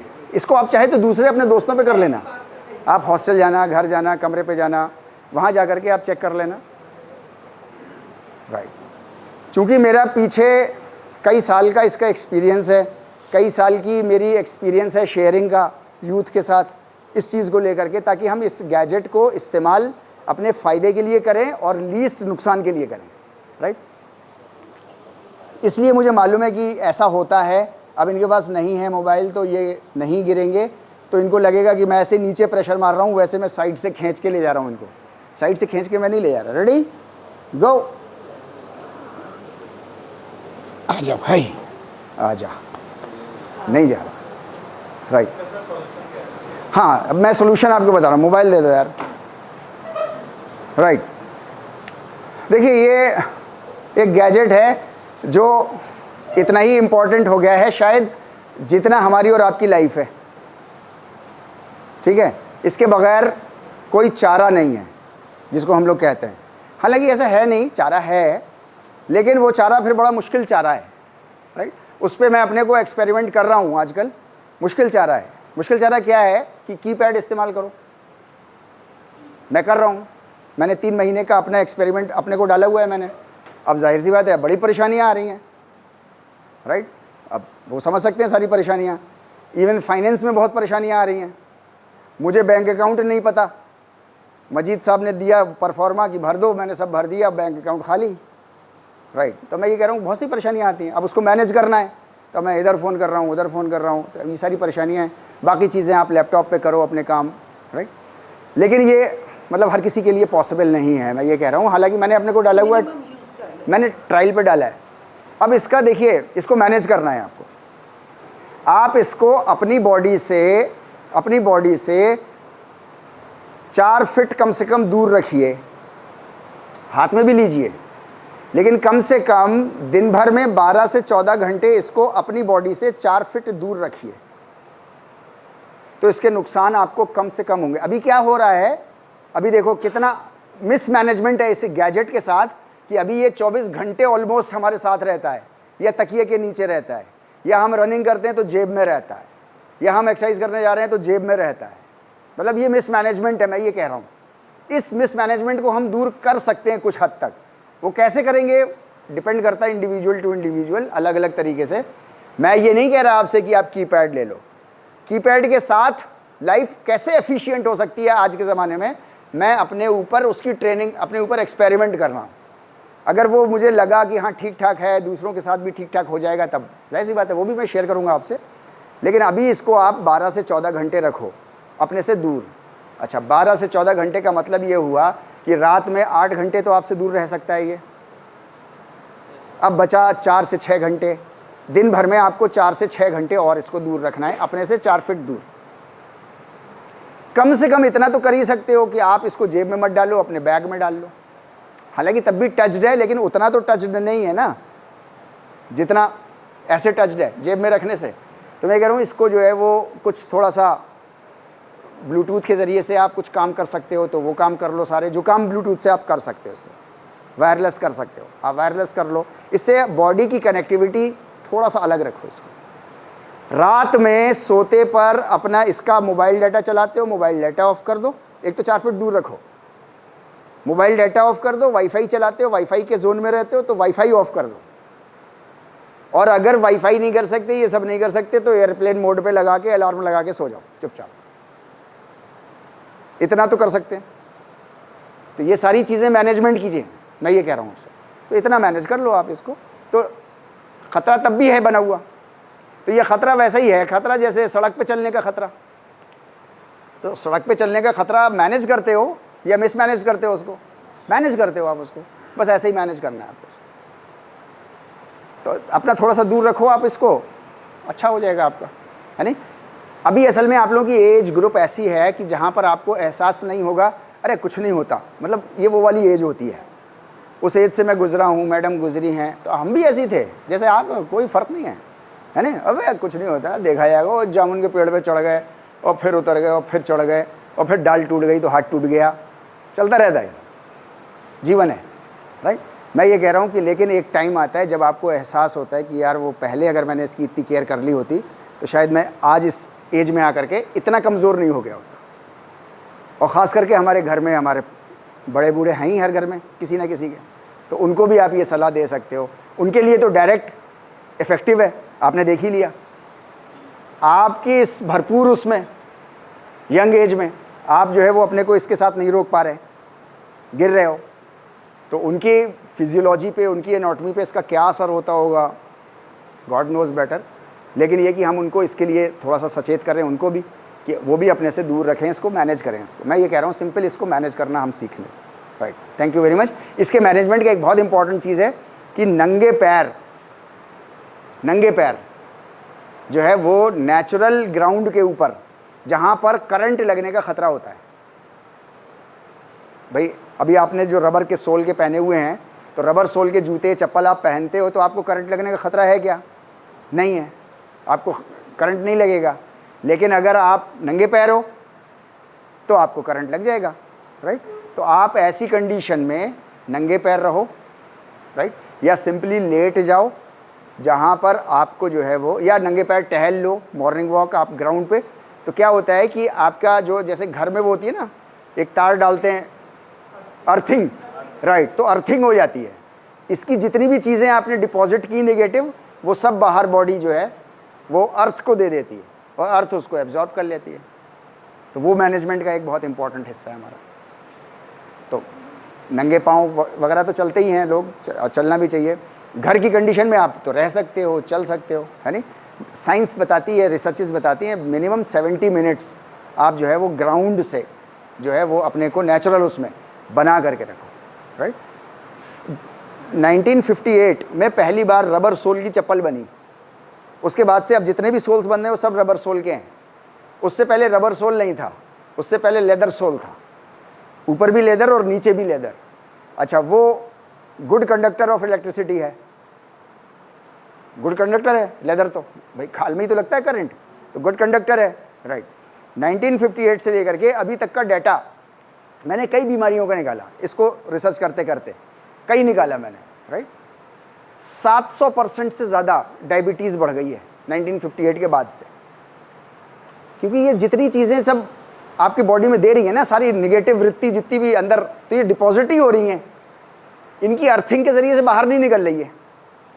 इसको अर्थिंग के ज़रिए से आप बाहर निकालो। आदमी परेशान है ना आज की, डायबिटीज़ सही नहीं हो रही है, घुटने का दर्द सही नहीं हो रहा, कमर जो है वो हर किसी की परेशान है, ऑलमोस्ट ऑल, ये सारी चीज़ें। तो ये अर्थिंग की प्रॉब्लम है बॉडी में और इस गैजेट की प्रॉब्लम है, और ये पिछले 25 साल 30 साल में ही डेवलप हुआ है, और इंडिया में भी आए इसको 25 साल ही हुए हैं इस गैजेट को। तो मैं ये कह रहा हूँ अर्थिंग के ज़रिए से आप अपनी बॉडी को थोड़ा सा मैनेज कर सकते हैं इसको आप। Thank you very much.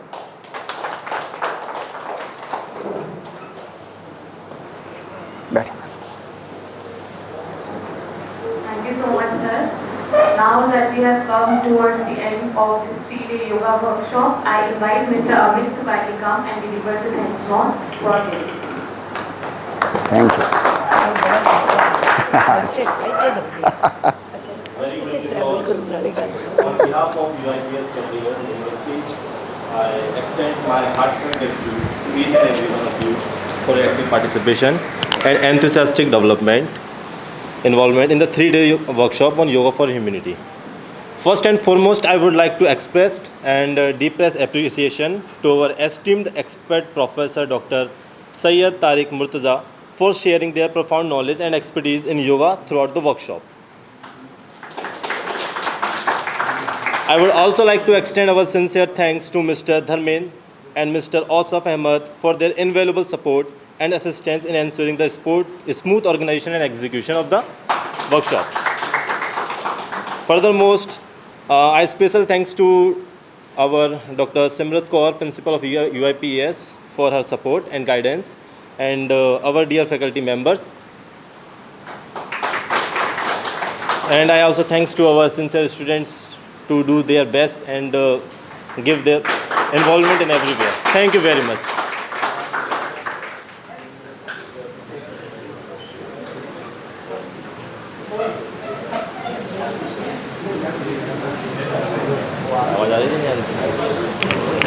Thank you so much, sir. These 3 days were not only filled with Thank you so much, sir. These 3 days were not only filled with knowledge but also life living lessons. Now I invite Principal Ma'am to kindly present a token of gratitude to our guest, Professor Dr. Syed Tariq Murtaza.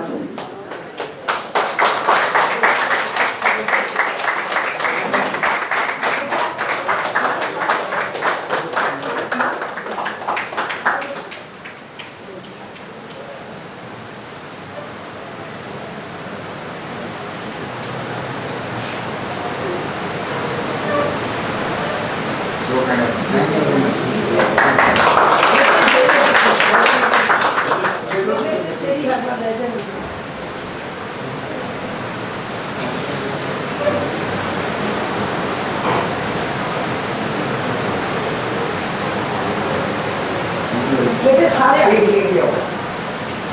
एक बार सारे आ जाओ आप।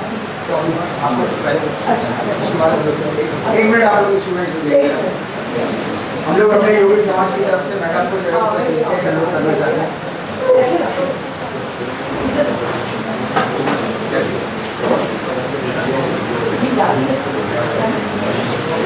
योगिक समाज के नाम से हम लोगों का एक ऑर्गेनाइजेशन है, यूट्यूब पे हम लोगों का चैनल भी है, उसका आप लोग उसके देख सकते हैं।